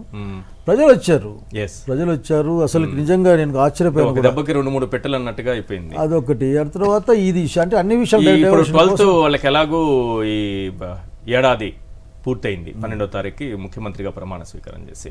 సో ఈ ఫెయిల్యూర్స్ అన్ని కూడా గట్టిగా మాట్లాడుకునే సందర్భం వస్తుంది. ఇవన్నీ కూడా డైవర్ట్ కావాలంటే ఇట్లాంటిది ఏదో తీసుకురావాలా? ఎప్పుడు అంతే కదా. ఇప్పుడు సాక్షిని అసలు యాక్చువల్గా సాక్షి మీద అంత ఆక్రోషం ఉన్నది నాకేం అర్థం కాలే. అసలు దాడులేంటి, అసలుకి జరిగింది ఏంది, అన్నవాళ్ళు ఎవరు, అనిపించుకున్న వాళ్ళు ఎవరు, అసలుకి ఏం సంబంధం?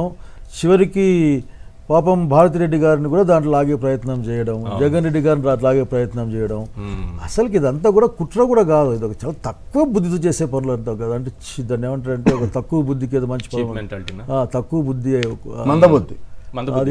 అటువంటిది ఏదో ఒకటి చేసే పనులు, నేరో మైండెడ్ ఆలోచనలు ఇవన్నీ కూడా ఆఖరికి. రెండవది దానివల్ల చాలా నేరో మైండెడ్ లేకపోతే తక్కువ బుద్ధితో చేసే పరిణామాలతో ఒక కుట్రపూరితంగా చేసే పార్టీకి నష్టం జరగలేదా? ఇప్పుడు సాక్షి ఆస్తులకి పార్టీకి వైఎస్ఆర్సీపీకి ఏమేం జరిగింది అనుకోవడం లేదు. నేను ఏమనుకుంటున్నా అంటే అసలు వీళ్ళకి అసలు బుద్ధి ఎక్స్పోజ్ అవుతా ఉంది. ప్రజలు నమ్ముతున్నారు కదా. ప్రజలు ఎందుకు పొదిలు చూసాం కదా. మీరు దూరం ఎందుకు వెళ్తారు? మీరు ఆఖరికి ఇంకా మొన్ననే కదా పొదిలికి పోయొచ్చింది. చెప్పాలి శివప్రసాద్ ప్రభంజనం చూపించాడు, పొదిలి పగిలిపోయింది కదా. కాబట్టి దానికి అపోహలు మోసారు కదా సార్ మీరు. అంతమంది అసాంఘిక శక్తులు 15,000 మంది చొరబొచ్చారని చెప్పారు ఆయన. అంటే ఇప్పుడు అట్లా పేరు పెట్టారేమో. చెప్పేందంటే అప్పుడు సక్సెస్ కి వాళ్ళు పెట్టిన పేరు మనమేం చేస్తాం, ముఖ్యమంత్రి గారిని అడ్రస్ చేస్తూ చెప్పింది. సో ఇక్కడ ఏమి లేదు. నేను అదేమంటే ఇప్పటికైనా కానీ నా నేను చెప్పేమంటే ఆఫీసర్లకి మీకు అంత ఉత్సాహం ఏందో నాకు అర్థం కావడంలే. ఈ రాష్ట్రంలో ఎవరికి మేలు చేద్దామని, ఏ జనానికి మేలు చేద్దామని ఓ పక్కన అకృత్యాలు, అరాచకాలు, స్టేషన్లోనే కొద్దిగా చనిపోవడాలని చూస్తూ ఉన్నాం ఆఖరికి. అట్లాగే దోపిడీలు అని ఆ మాట అనకూడదేమో కానీ మొత్తం మీద దోపిడీలు అంటే ఊర్లో పీక్కోవడం, లాక్కోవడం అని చూస్తూ ఉన్నాం. విజయోత్సవాల పేరిట నిన్న పాపం అక్కడ బండ్లు పగలగొట్టారు. ఇవిగా చూడాల్సింది. ఇవి కాకుండా ఇంకోటి చూడాలా వీళ్ళే నాకు అర్థం కాదు ఎప్పుడు ఆఖరికి. మేము 3వ సింహం 4వ సింహం అంటుంటారు కదా. సో ఈరోజు పోలీసులకు అప్లై అంటే మీరు భారత రాజ్యాంగానికి లోబడి పనిచేయండి. అదేదో మంత్రాల బుక్ ఉన్నట్లు అదేదో పెట్టుకొని ఒక ఎర్ర బుక్ పెట్టుకొని దాన్ని చూస్తే కాళ్ళు పోతాయి, దాన్ని చూస్తే చేతులు పోతాయి, దాన్ని చూస్తే హార్ట్ అటాక్ వస్తుంది అని ఇట్లా చెప్పుకునే మాటల్ని తగ్గించుకొని జనం కోసం పనిచేయమని కోరుతాం. తెనాలిలో 3 యువకుల పైన పోలీసుల దాష్టికానికి సంబంధించింది. పోలీసులు ఏ రకంగా వాళ్ళని అది నడి రోడ్డు పైన అసలు ఆ హక్కు పోలీసులకు లేదు. ఏ చట్టమో చెప్పలేదు. చట్టాన్ని రక్షించమని, చట్టాన్ని ఫాలో కావని, అమలు చేయమని వాళ్ళకి అధికారాలు ఉంటాయి కానీ చట్టాన్ని చేతుల్లోకి తీసుకునే అధికారం వాళ్ళకు ఉండదు. దానిపైన ఈరోజు జాతీయ ఎస్సీ కమిషన్ సభ్యులు వడ్డేపల్లి రామచందర్ వచ్చి విచారణ కూడా జరిపారు. ఈ 2 విజువల్స్ పక్కపక్కనే కొమ్మినేని గారి అరెస్టు, ఈ తెనాలిలో పోలీసుల దాష్టికం. ఎందుకంటే సుప్రీంకోర్టు చాలా క్లియర్గా చెప్పింది కదా ఈరోజు, ఇది అక్రమం అన్నట్టుగానే వెంటనే విడుదల చేయమని చెప్పింది కదా, నవ్వితే అరెస్ట్ చేసేస్తారని కూడా అంది కదా. 2 విజువల్స్ 2 బాక్స్లో ఒకసారి ప్లే చేస్తే ఈ రాష్ట్రంలో ఏం జరుగుతుంది అనేది క్లియర్గా అర్థమవుతుంది అందరికీ.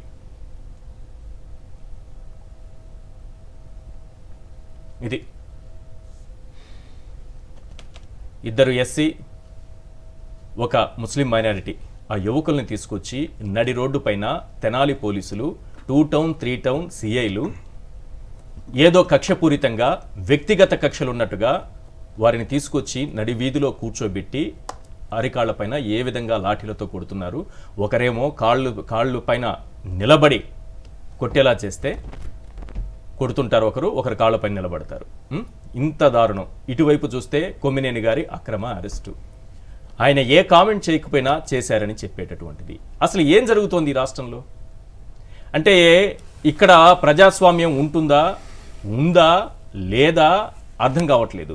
రాజ్యాంగం ఇక్కడ అమలవుతుందా, అంబేద్కర్ రాసిన రాజ్యాంగం, లేకపోతే మాది రెడ్ బుక్ రాజ్యాంగమే, ఆ రాజ్యాంగం ప్రకారమే మేము నడుచుకుంటామని పోలీసులు ఏమన్నా చెప్పాలనుకుంటున్నారా రాష్ట్ర ప్రజలకి? ఈరోజు జాతీయ ఎస్సీ కమిషన్ వచ్చింది. తెనాలిలో పోలీసులు వీధి రౌడీల్లా ప్రవర్తించారని ఎస్సీ కమిషన్ సభ్యులు రామచంద్ర గారు వ్యాఖ్యానించారు. పోలీసులు చేసింది తప్పేనని ఐజీ త్రిపాఠి కూడా ఒప్పుకున్నారు. వీధి రౌడీల్లా ఎలా ప్రవర్తిస్తారంటూ క్వశ్చన్ చేశారు. కానీ మన హోంమంత్రి గారు ఒక అడుగు ముందుకేసి ఇలాంటి చర్యలు తీసుకుంటే తప్పేంటి అని క్వశ్చన్ చేస్తున్నారు. ఇప్పుడు ఈ జాతీయ ఎస్సీ కమిషన్ ముందు కూడా ఇలాంటి వ్యాఖ్యలే చేయగలరా? వాళ్ళకు కూడా ఇదే చెప్పగలరా? సార్, ఆ రెండు దృశ్యాలు చూస్తే ఏమవుతుంది? ఈ రాష్ట్రంలో అసలు నిజంగా అంబేద్కర్ రాసినటువంటి రాజ్యాంగం అమలవుతుంది అనిపిస్తుందా?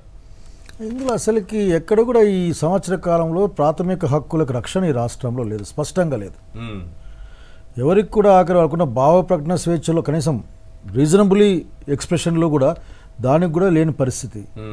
అట్లాగే రూల్ ప్రొసీజర్లో పోవాల్సి వచ్చినప్పుడు ఎక్కడ ప్రొసీజర్ ఫాలో అయ్యే ఉండదు. నిన్న శ్రీనివాసరావు చూసాం కదా, ఆ ఇంటికి వెళ్ళారు, ఏదో ఇచ్చారు, పేపర్ ఇచ్చారు, ఆయన ఏదో మాట్లాడుతూ ఉన్నారు, లాక్కెళ్ళిపోయారు.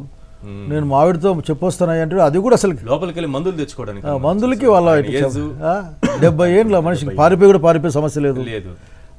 ఇక్కడికి వచ్చి చేశారు అదే రోజు ఇదే సీట్ లో కూర్చొని ఇక్కడ ఆయన లైవ్ షో చేసుకుని వెళ్ళారు. కాదు, దాన్ని ఏమనిపిస్తుంది ఇక్కడ మీ అందరికీ అసలు ప్రజాస్వామ్య హక్కులు లేవు, ప్రాథమిక హక్కులు లేవు, ఏది పడితే అది చేసే పరిస్థితి. దీనికి ప్రభుత్వం యొక్క అంటే మీ పార్టీల యొక్క అధికార పార్టీల యొక్క మద్దతు ఉంది, ఇంట్లో ఆఖరికి మద్దతు ఉంది కాబట్టి వాళ్ళు కొద్ది అందరూ కాదు పాపం, నిజంగా పోలీసులు చాలా మంది కూడా మాట్లాడాను, చాలా మంది బాధపడుతున్నారు. ఏంది ఇట్లా మా వాళ్ళు చేస్తున్నారు, కొద్దిమంది అసలు ఏం అర్థం కావడం లేదు. ఇది కొద్దిమంది మీరు మాట్లాడినప్పుడు ఆ రియాక్షన్ కనిపించింది నాకు. నిన్న మన డిపార్ట్మెంట్ లో ఉంది. ఏంది ఇంత మొత్తం అంత వ్యవస్థకే చెడ్డ పేరు వస్తుంది. చెడ పురుగు చేరి చెట్టు అంతా చెరిచినట్టు ఒక చెడ పురుగు ఉంటే మొత్తం చెట్టుకే అయిపోతుంది. కాబట్టి వాళ్ళు కానీ ఈ హైరార్కీలో ఏం అనలేని పరిస్థితి పాపం వల్ల. కాబట్టి జనం మాత్రం చూస్తూ ఉన్నారు. జనం ఏం చూస్తున్నారంటే అసలు ముసలాయన్ని ఎట్లా లాక్కెళ్తున్నారు అని చూసారు. ముసలాయన్ కదా పాపం అతను.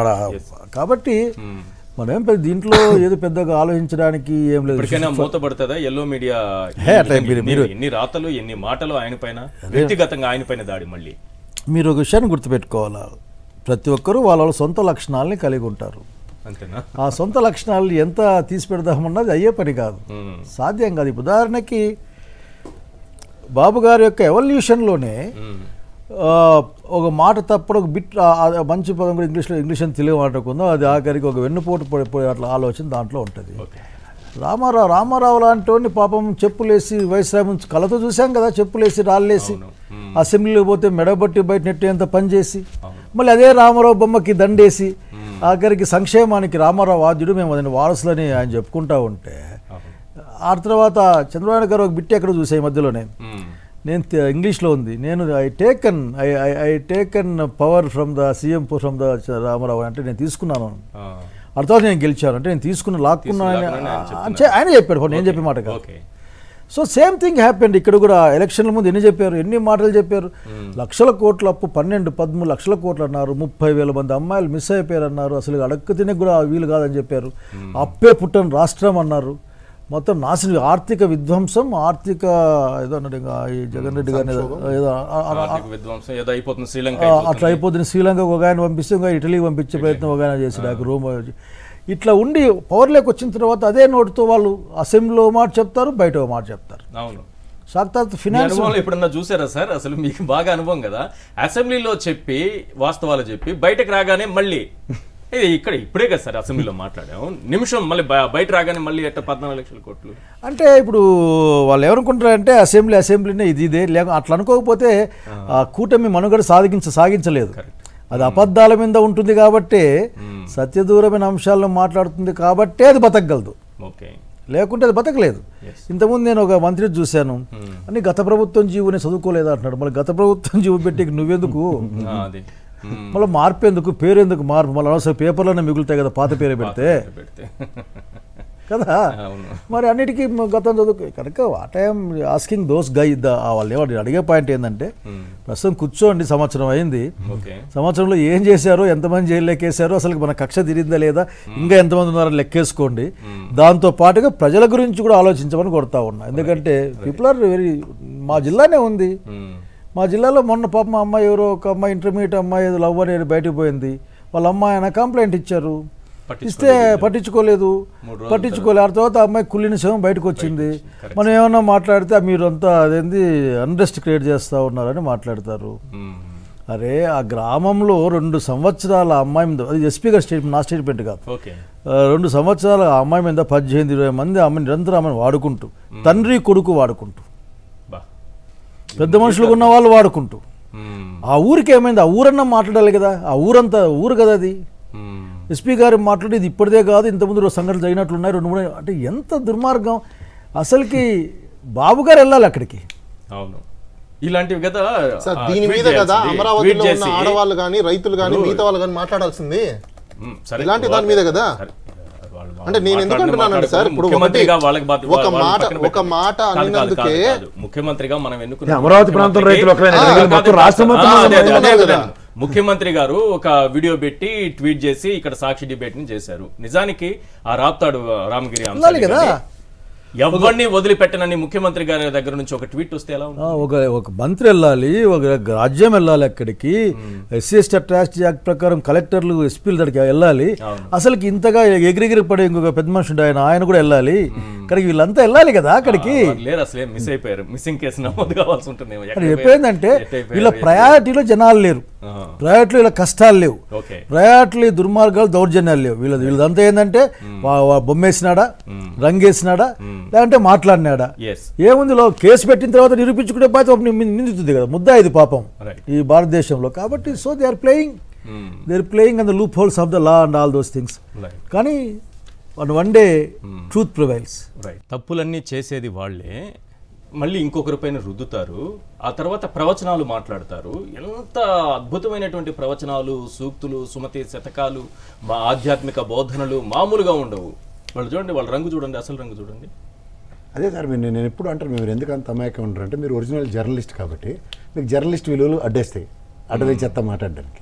వాళ్ళకేమో అడ్డు ఆపు ఏమి ఉండదు, వాళ్ళు జర్నలిస్టులు కాదు కదా, ఏదైనా చెప్తారు. వాళ్ళు అడ్డీ ఆపేవాడు ఎవడు ఉండడు, ఎందుకంటే వాళ్ళు వాళ్ళ సినిమాలలాగా ఆయన చెప్తారు, ఆచరించరు. అలాగా వాళ్ళు చెప్తూనే ఉంటారు, మనం ఆచరిస్తారనే ఎక్స్పెక్టేషన్స్లో మనం ఉంటూ ఉంటాం. ఇప్పుడు ఆ పదాన్ని ఉచ్చరించడానికి గౌరవ రాజ్యాంగంలో కానీ లేదంటే గౌరవ సుప్రీంకోర్టులో కానీ ఒకసారి డెలిబరేషన్స్ ఇచ్చే వాటి మీద ఒకసారి రీకలెక్ట్ చేసుకోమనండి. కానీ యథేచ్ఛగా ఇప్పుడు ఉదాహరణకి అమరావతిని ప్రాంతాన్ని ఆపాదించి మాడారన్నది వాళ్ళ అజంప్షన్, దాంతో వాళ్ళు లెబోరియస్ డిబేట్స్ కండక్ట్ చేస్తున్నారు. బట్ ఇదే ఛానల్లో బెజవాడని అమ్మవారు ఉంటారు అక్కడ పైన, ఆ అమ్మవారు ఉన్న ప్రాంతాన్ని ఏ విధంగా సంబోధించారో సార్ చూడండి. ఎక్కడి నుంచి వస్తున్నారు డిస్కషన్, చాలా దరిద్రమైన అది ఒకటి చెప్తున్నాను చూడండి. ఆ విధమైన పనులు వాళ్ళు చేస్తూ ఆ తమ్మునేల్స్ అవన్నీ చూస్తే ఇంకా వద్దు, అది అంతకన్నా దిగజారిపోతున్నావా, నేను ఇంతగా దిగజారిపోతారు అమ్మయ్య అనుకుంటే అంతకన్నా 10 మెట్లకి ఇంకా దిగజారిపోయి చూపిస్తున్నారు ప్రతిసారి. కానీ వాళ్ళు మాత్రం చాగంటి కోటేశ్వర గారు సాక్షి మీడియా కార్యాలయాల పైన ఈ విధంగా దాడులు చేశారు. ఇప్పుడు సుప్రీంకోర్టు తీర్పు తర్వాత ఏం చెప్తారు? వీళ్ళు ఈ ముసుగేసుకొని ఆ మహిళలు అమరావతి మహిళలు చేస్తున్నట్టుగా వీళ్ళేదో చేసి. కానీ ఇక్కడ ఒకటండి, ఇప్పుడు ఒక వాస్తవం మీకు చెప్తాను. నిజంగా ఈ ఛానల్లో ఇక్కడ కూర్చున్న కొమ్మినేని గారు కానీ అక్కడ జూమ్లో ఉన్న కృష్ణరాజు కానీ మహిళల్ని ఏదైనా ఒక పదం మాట్లాడితే నేనే ఊరుకోను, మీరు ఊరుకోరు. మా శైలజనాథన్ అయితే చంపేస్తాడు ఏకంగా. ఎందుకంటే బికాస్ రాజ్యాంగంలోనూ ఒక చట్టబద్ధమైన పదవులను నిర్వర్తించి ఒక స్థాయి ఎదిగిన వాళ్ళు ఎవరైనా సరే అది ఖచ్చితంగా ఉపేక్షించాం. కానీ అనన్న పదాన్ని జొప్పించి అన్నారని అలా చూడండి, అలా వేపనోడు కథ ఒకటి ఉంటుంది, అడిగి మేకేస్తాడు రాజు, అది ఎత్తుకెళ్తుంటే కుక్క అంటే అది వదిలేసిపోతే బిర్యానీ వండుకున్నట్టు ఉంటుంది. వాళ్ళకి ఎంతసేపు ఉదయం పేపర్ ఎలా ఎత్తిసారు తెలియదా? నాకన్నా మా శైలజనాథ్ గారికి బాగా తెలుసు. దశరథరామ గారు ఎన్కౌంటర్స్ ఎడిటర్. వాళ్ళకి అడ్డు రాకూడదు సార్. ఆడు నూనె జిడ్డు వార్తలతో రాస్తాడు, పెన్నుకి ఇంకైపోద్దని. మళ్ళీ ఆ దైద్యం అంతా మనం భరించాలి. మీకు చిన్న ఉదాహరణ చెప్తాను. ఒక దెబ్బకి 2 పెట్టలు కథ ఎప్పుడైనా విన్నారు మీరు? నేను ఎంత ధైర్యంగా అన్నీ అమలు చేస్తామని చెప్తున్నారు కదా, వాళ్ళకి ఎర్రిపైకి మెరుపై తోడన్నట్టు ఎంత చక్కగా తోడవుతారో చూడండి. బాబు ఇది ఒకసారి జూమ్ చేయి. ఈనాడు పేపర్లో ఒక వార్త అంటే అడ్వర్టైజ్మెంట్ ఇచ్చారు వాళ్ళు, చూడండి. ఇది ఇందులో అది ఎన్నికలకు ముందు అనుకుంటా కదా అది మీరు చూపిస్తున్నది. ఎన్నికల ముందు అనుకోండి, ఎన్నికల తర్వాత అనుకోండి, ఏది ఎన్నికల టైంలో ఇచ్చిన టీడీపీ ఇచ్చిన యాడ్ అదేనా? ఏదైనా యాడ్ అనుకోండి సార్. నేను ఒక చిన్న విషయం చెప్తాను ఇందులో. పిల్లల చదువులో బడి కానుక అమ్మ చేతికి, ఇది జాగ్రత్తగానండి. రెండోది, అమ్మకు వందనం పిల్లల బడికి పంపించే తల్లులకు ఏడాదికి 18,000 ప్రోత్సాహం. ఫస్ట్ మొదట్లో ఇచ్చారు అట్లా 18,000. ఉండండి సార్, మీరు దేనికి గాబరా పడుతున్నారు? అమ్మకు వందనం విషయంలో తల్లికి వందనం పేర్లు మార్చుకోండి. 15,000 కదా, అవును 13,000 అన్నారు.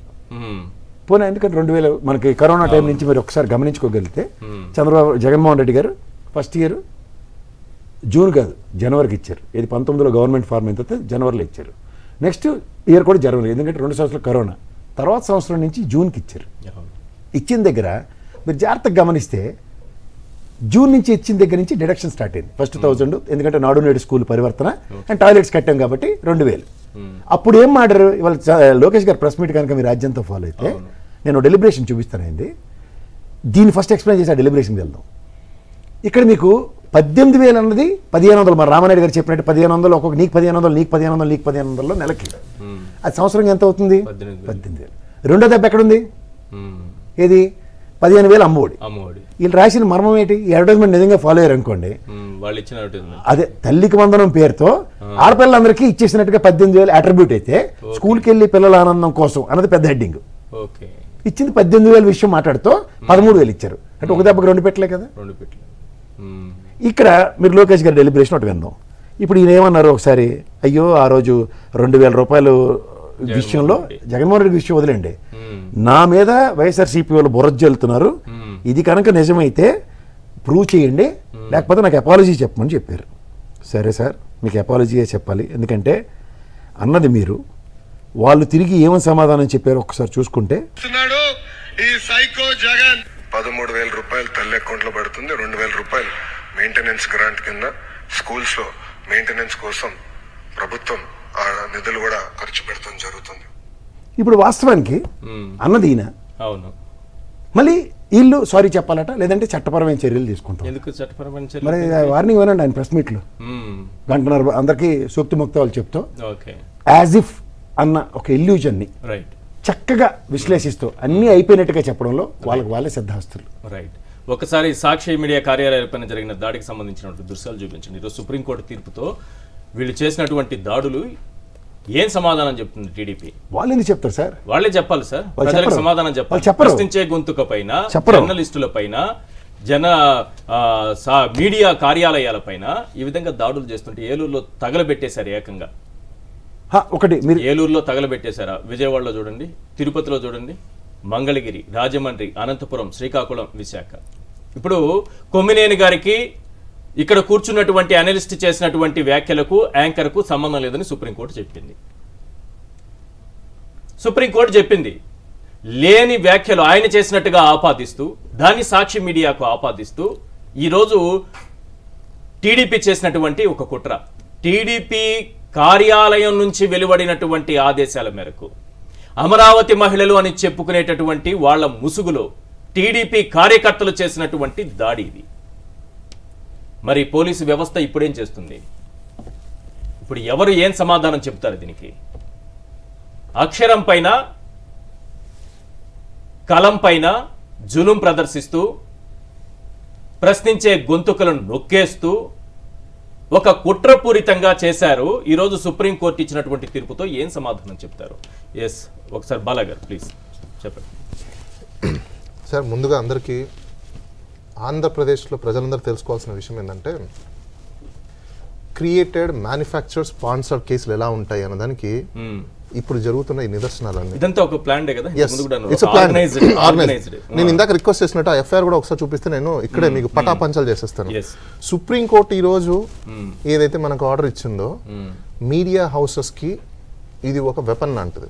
ఎందుకు వెపన్ లాంటిది అంటే ఇందాక చెప్పినట్టు విధంగానే ప్రజలందరూ గుర్తుపెట్టుకోండి, బహిరంగ క్షమాపణ అని ఎందుకంటారంటే political promises cannot be enforceable by law అంటారు. Why? Because it is expectations only. Expectations కి ఎన్ఫోర్స్మెంట్ ఎక్కడ ఉంటుంది? ఇప్పుడు అన్న లోకేష్ గారికి నిజంగా తెలుసు అన్నారో తెలియకన్నా నాకు తెలియదు, కానీ ఆయన నాకు తెలిసి బేసిక్ కాన్స్టిట్యూషన్ లో అంటే చిన్నప్పుడు సోషల్లోనే నేర్పిస్తారు. మేబీ ఆయనకు నేర్పించినట్లేదు. Domestic promises political promises cannot be enforceable, it is only expectations. దాని మీద లీగల్ చర్యలు మరి ఎలా తీసుకుంటారో వాళ్ళ లీగల్ టీం ఏం పనిచేస్తుందో నాకు తెలియట్లేదు. ఒకటి నాకు తెలిసి వాళ్ళ లీగల్ టీం ఇంకోలా పనిచేస్తుంటది. ఎలా అంటే క్రిమినల్ కేసెస్ కూడా 2 కోట్ల రూపాయలు పే చేస్తున్నారు వాళ్ళు, ఏది బెయిల్ రిఫ్యూజ్ చేయడానికి.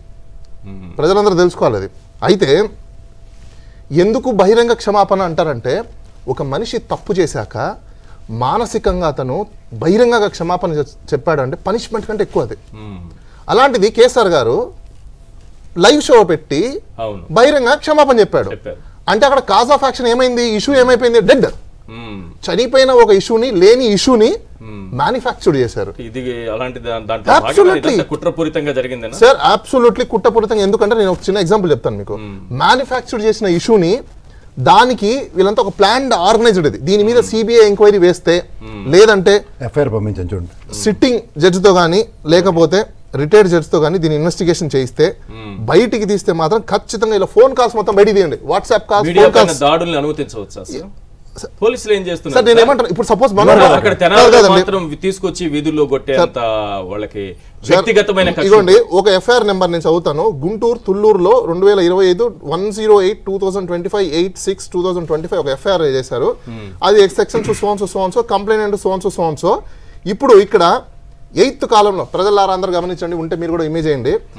Reason for delay in reporting the complaint or information what they return discussion and make decision with family members. I don't know. ఇప్పుడు నా మనోభావాలు తింటే నాకు బాధ కలిగించింది అని చెప్పేసి నేను పోయి కంప్లైంట్ పెడతా. I'm not a kid or I'm not a minor, right? మనోభావం దెబ్బతిన తర్వాత ఇంకా మైనర్ ఏముంది అక్కడ కదా? పోయి నేనేం చేస్తాను, బేసికల్ గా పోయి కంప్లైంట్ పెడతాను. That is called victimise. నేను విక్టిమ్. ఇట్లా నేను పెద్దలతో ఇంకొకరితో చర్చించుకుంటే దాని అర్థం ఏంటి? It is manufactured crime. ఎలా అయితే నాకు అర్థం కాల. కాన్స్పిరసీ ఇది. It's biggest conspiracy. ఇంకా చాలా ఎఫ్ఐఆర్లలో కూడా ఉన్నాయి, మీరు అందరూ అవి తీసుకొని చూడండి. This is purely state sponsored manufactured cases ఇవన్నీ. ఇప్పుడు ఈ సుప్రీంకోర్టు జడ్జిమెంట్ చూసిన తర్వాత సోషల్ మీడియాలో కొన్ని క్వశ్చన్స్ రేజ్ చేసిన వాళ్ళు, మాకు తల్లికి వందనం ఎప్పుడు ఇస్తారనే వాళ్ళు కూడా అరెస్ట్ చేసి జైల్లో పెట్టారు కదా, వాళ్ళకు కూడా ఈ తీర్పు అబ్సల్యూట్ గా అందరికి. సార్ ఒకటి గుర్తుపెట్టుకోండి, ప్రజలారా మీరందరూ గుర్తుపెట్టుకోండి, సాక్షి టీవీ చూసే ప్రతి ఒక్కరు, మేబీ మీద వాళ్ళు చూడకపోతే మీ కర్మ, అది మీ వదిలేండి. ఈ డెమోక్రసీలో కాన్స్టిట్యూషన్ మనకి ఇచ్చిన రైట్ ఆర్టికల్ 19 గవర్నమెంట్ ఏ పని చేసినా ప్రశ్నించే హక్కు మీకుంది. రీజనబుల్ ఎక్స్పెక్టేషన్స్ మన అందరికి ఉన్నాయి. వాళ్ళు ప్రశ్నించద్దు చేయొద్దు అంటే సీఎం చంద్రబాబు నాయుడు గారు మనం ఏమంటున్నారు, మాట్లాడితే మీరు ఇది చేస్తామంటే మీరు ఎవరండి అసలు చెప్పడానికి? నాకు అర్థం కాల. Who are you? నేను ఇక్కడి నుంచి అడుగుతున్నా, హూ ఆర్ యూ? మనం ఎన్నుకున్న ముఖ్యమంత్రి. yes exactly, you are a man of this state. no sir అవన్నీ పక్కన పెట్టండి సార్. మా బతుకులు మా భవిష్యత్తు మాకు తెలుసు సార్. మీ ఐడియాలజీల వల్ల ఇప్పుడు మా బతుకులు మా భవిష్యత్తు, మా నాన్నలు మా తాతలు వాళ్ళు డెవలప్ కాకపోవడం వల్ల మేము స్ట్రగుల్ అవుతున్నాం బికాస్ ఆఫ్ యూ. పాస్ 1982 నుంచి మీరు వచ్చి మీ యొక్క ఐడియాలజీలు ఈ ఐడియాలజీ తీసుకొచ్చేసి 10 సంవత్సరాలకి ఎప్పుడో ఫోర్కాస్టింగ్. నేను ఎందుకు చెప్తున్నానంటే ఇలాంటి సిచ్యువేషన్స్ ఉన్నప్పుడు రాజ్యాంగం మనకు కల్పించిన హక్కులను ఎక్సర్సైజ్ చేసుకోవడంలో ఎటువంటి సందేహించాల్సిన అవసరం లేదు. ఒక గవర్నమెంట్ మీకు ఇచ్చిన ప్రామిస్ మేనిఫెస్టోల మీద రీజనబుల్ ఎక్స్పెక్టేషన్స్ మీరు ఖచ్చితంగా ప్రశ్నించవచ్చు. I think supreme court judgement కూడా వచ్చింది. ఆర్డర్ పాస్ అయింది సార్. ఒకసారి కొమినేని గారిది ఆర్డర్ పాస్ అయింది. ఒకసారి జూమ్ చేయ బాబు. ఒకసారి కాపీ రా.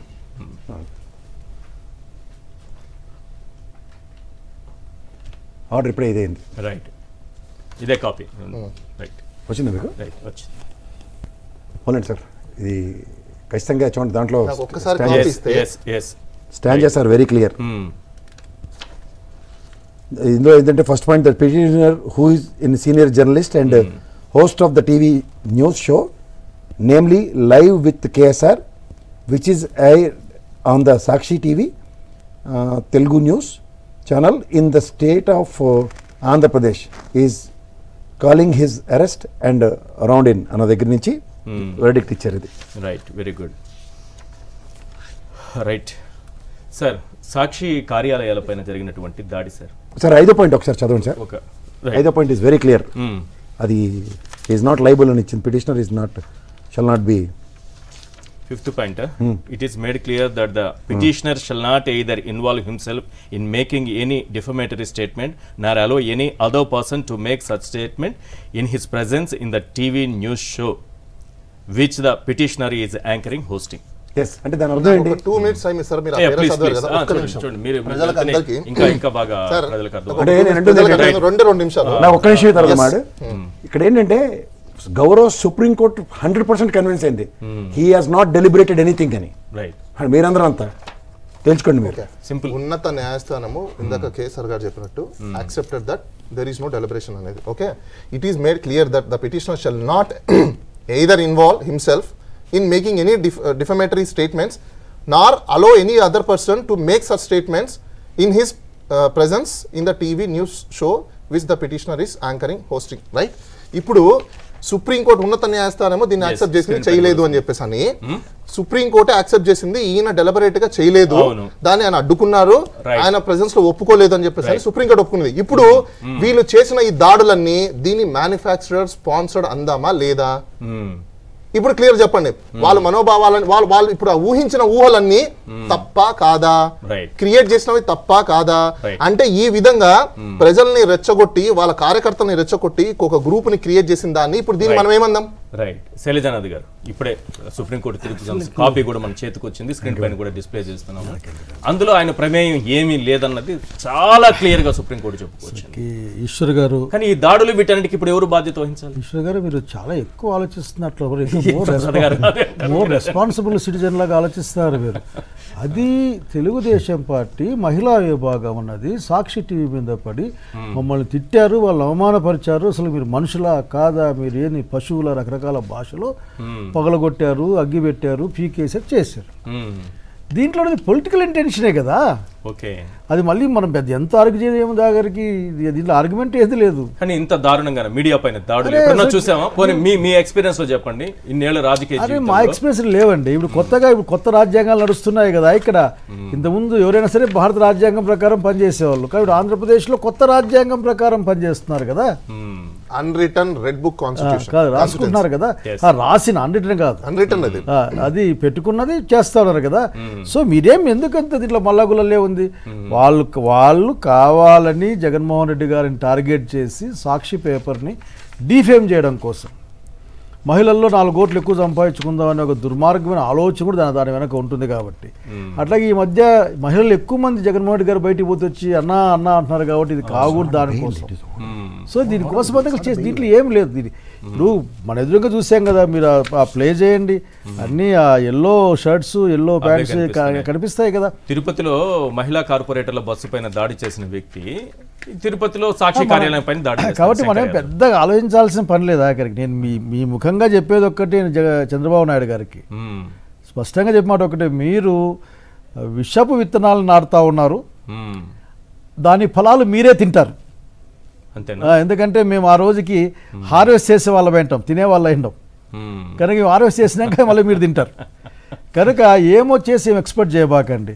ఎవరు విత్తనం నాటితే అదే అంతే కదా. కానీ దానికి ఏ పేరైనా పెట్టుకో, నువ్వు ఒకవేళ చేదు పండుగ తీయపడని పేరు పెట్టుకో, కానీ టేస్ట్ మాత్రం చేదుగానే ఉంటుంది. సో ఇదంతా ఆలోచించేది ఏం లేదు. ఇది political issues, they're executed in the name of somebody, అంతే కదా. కాబట్టి దీన్ని మీరు పెద్ద అంత ఆలోచించండి. నేను అడిగే పాయింట్ ఏంటంటే, నా పాయింట్ ఏంటంటే, ఇక్కడ ఇంత క్లియర్ కట్గా చెప్పింది సుప్రీంకోర్టు ఆఖరికి 5వ పేరాలో, మీరు చదివారు, నేను చదవలే కానీ చెప్పింది. మరి అంత ఉత్సాహం ప్రదర్శించిన ప్రభుత్వం దానికి లా అండ్ ఆర్డర్ని కంట్రోల్ చేసే సీఎం గారు, లా అండ్ ఆర్డర్ సీఎం గారు చూస్తారు, సీఎం గారు ఆ తర్వాత డీజీపీ గారు కిందికి చేరుకొచ్చి ఇక్కడ కేఎస్ఆర్ గారిని లాక్కుపోయేంత వరకు అసలు వీళ్ళపైన ఇప్పుడు ఏమన్నా ప్రభుత్వం ఏమన్నా యాక్షన్ తీసుకుంటుందా? ప్రభుత్వం అంటే మళ్ళీ మీరు సీఎంఏ కదా, ఆయన మీద ఆయనమే యాక్షన్ తీసుకుంటారు. ప్రభుత్వమే కదా యాక్షన్ తీసుకోవాల్సింది. ఇప్పుడు తన మీద కేసుల్ని దాన్ని వీకెండ్ చేద్దామని ఒక ఆలోచన చేస్తున్నాను పేపర్లో చూశాను నేను. ప్రభుత్వమే కదా చేస్తూ ఉండేది. కాబట్టి ఇంత నిజాయితీ మేము ఏందో అది ఇది అంటుంటారు కదా, కాబట్టి నిజాయితీ నిరూపించుకునే అవసరం వచ్చింది.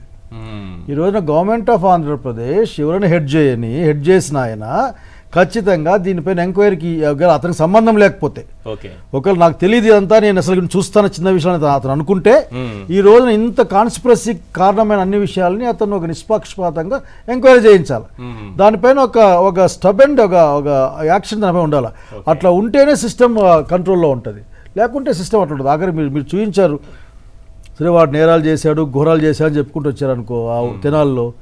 నేరాలు చేసిన ఘోరాలు చేసిన వాళ్ళందరినీ ఆఖరికి ఇచ్చి ఇంకంటే మీరు ఎట్లంటే బహిరంగంగా ఉరి తీయాలి అన్నప్పుడు డిమాండ్లు వస్తుంటాయి.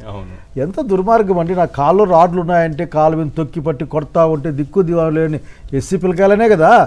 ఎస్సీలు అంటే అమ్మాయిల జీవితాలు నాశనం అయిపోతున్నా పట్టించుకోరు, ఇక్కడ ఎస్సీ యువకుల్ని తీసుకుని వచ్చి ఈ విధంగా కొడతారు. ఏంటి అసలు ప్రత్యేకంగా అంటే వాళ్ళకి అసలు ఈజీనా? వాళ్ళకి నోరు లేదు, సాయం వచ్చేవాళ్ళు లేరు. సాయం వస్తే జగన్మోహన్ రెడ్డి గారు వైఎస్ఆర్సీపీ కాంగ్రెస్ పార్టీ మాత్రమే సాయం రావాలి. వీళ్ళు సాయం పోదామంటే అసలు దగ్గరికి కూడా పోనీరు. నిన్న ఊరికి పోదాం అనుకున్నాం, దారిలో ఆపేశారు. పెద్ద కారు మేము పంపమండి, వాళ్ళు ఏమన్నాంలే, నెడ్డంలే కొట్టడంలే, పంపమండి అంటున్నారు అంతే. పంపమండి మేము ఆఖరికి, ఇక కుదరదు మీరు పోదామంటే కుదరదు అని. మేము అలాంటి వాళ్ళు పెట్టి తట్టుకోలేక మళ్ళీ వస్తాం అనే మాట. తొందరలో పోతున్నాం, మీరు కూడా రండి అక్కడికి చూసొస్తాం ఆఖరికి. కాకపోతే ఏంటంటే ఇది చంద్రబాబు నాయుడు గారే స్పష్టంగా సమాధానం చెప్పాల్సిన సంఘటన. ఎందుకంటే సుప్రీంకోర్టు కేటగారికల్లీ టోల్డ్ దట్. రైట్. ఆ సుప్రీంకోర్టు తీర్పు కాపీ లాస్ట్ 5th పేజ్ ఒకసారి బాలగారు మీరు ఒకసారి చదివి వినిపించేసి క్లోజ్ చేయండి, ప్రజలకు అర్థమయ్యే రీతిలో చెప్పండి. క్లోజ్ చేసేసి లాస్ట్ సుప్రీంకోర్టు ఏం చెప్పిందంటే ఇట్ ఈస్ మేడ్ క్లియర్, చాలా క్లియర్గా ఇట్ ఈస్ మేడ్ క్లియర్ అంటే మేము చాలా clear that petitioner shall not either involve himself, అంటే ఆయన ఇన్వాల్వ్ అవ్వలేదు దాంట్లో ఇన్ మేకింగ్ ఎనీ డెరివేటివ్, అంటే ఆయన ఎటువంటి పదాలని కూడా స్టేట్మెంట్స్ ని కూడా నార్ అలో ఎనీ అదర్ పర్సన్, అంటే ఆయన కూడా అలో చేయలే. ఆయన ఇప్పుడు మాట్లాడేసి వచ్చేసింది కండెమ్ చేశాడు, నువ్వు అలా మాట్లాడకూడదు చేయకూడదు అనేది ఆయన అంటే నవ్వి మీరు అలా అంటే ఇప్పుడు నవ్వుతూ ఇప్పుడు ఒకరు సీరియస్ గా చెప్తారు, ఒకరు నవ్వుతూ మీరు అలా మాట్లాడకూడదండి తప్పండి ఒకరు చెప్తారు, ఒకరు అలా మాట అని ఒకరు అంటారు. డిఫరెంట్ వేస్ ఉంటాయి. అంటే నీకు నచ్చిన వేలో చెప్తేనే కరెక్టా అనేది ఇక్కడ సుప్రీంకోర్టు చెప్తుంది, నేను కాదు. సుప్రీంకోర్టు అనే భావన అది, ఇంటర్ప్రిటేషన్ అంటారు దీన్ని. మళ్ళీ ఇంకోటి then nor allow any other person to make such statements in his presence, ఆయన ఉన్న ప్రెజెన్స్ లో అసలు అలో చేయడంట ఆయన in the TV news show which the petitioner is anchoring or hosting. అంటే సాక్షి టీవీలో ఆయన నిర్వర్తించే షో ఏదైతే ఉందో ఆయన ఎవరిని అలో కూడా చేయలేదు, అది ఎవరిని కూడా ఆయన యాక్సెప్ట్ చేయరు. ఆయన ఖండం చేసినట్టే క్లియర్ కట్ చెప్తూ టూ థింగ్స్ ఇక్కడ. ఇంకోటి మనం కూడా సీరియస్నెస్ గా చెప్పేవాళ్ళు కొంతమంది ఉంటారు, నాన్ సీరియస్ గా చెప్పేవాళ్ళు కొంతమంది ఉంటారు. క్లియర్ చెప్పేసింది అక్కడ. అది కూడా చెప్పారు కదా, మేము జడ్జిలుగా సమ్ వెర్డిక్ట్స్ ఇచ్చే దగ్గర మేము నవ్వుతున్నామని చెప్పేసారు.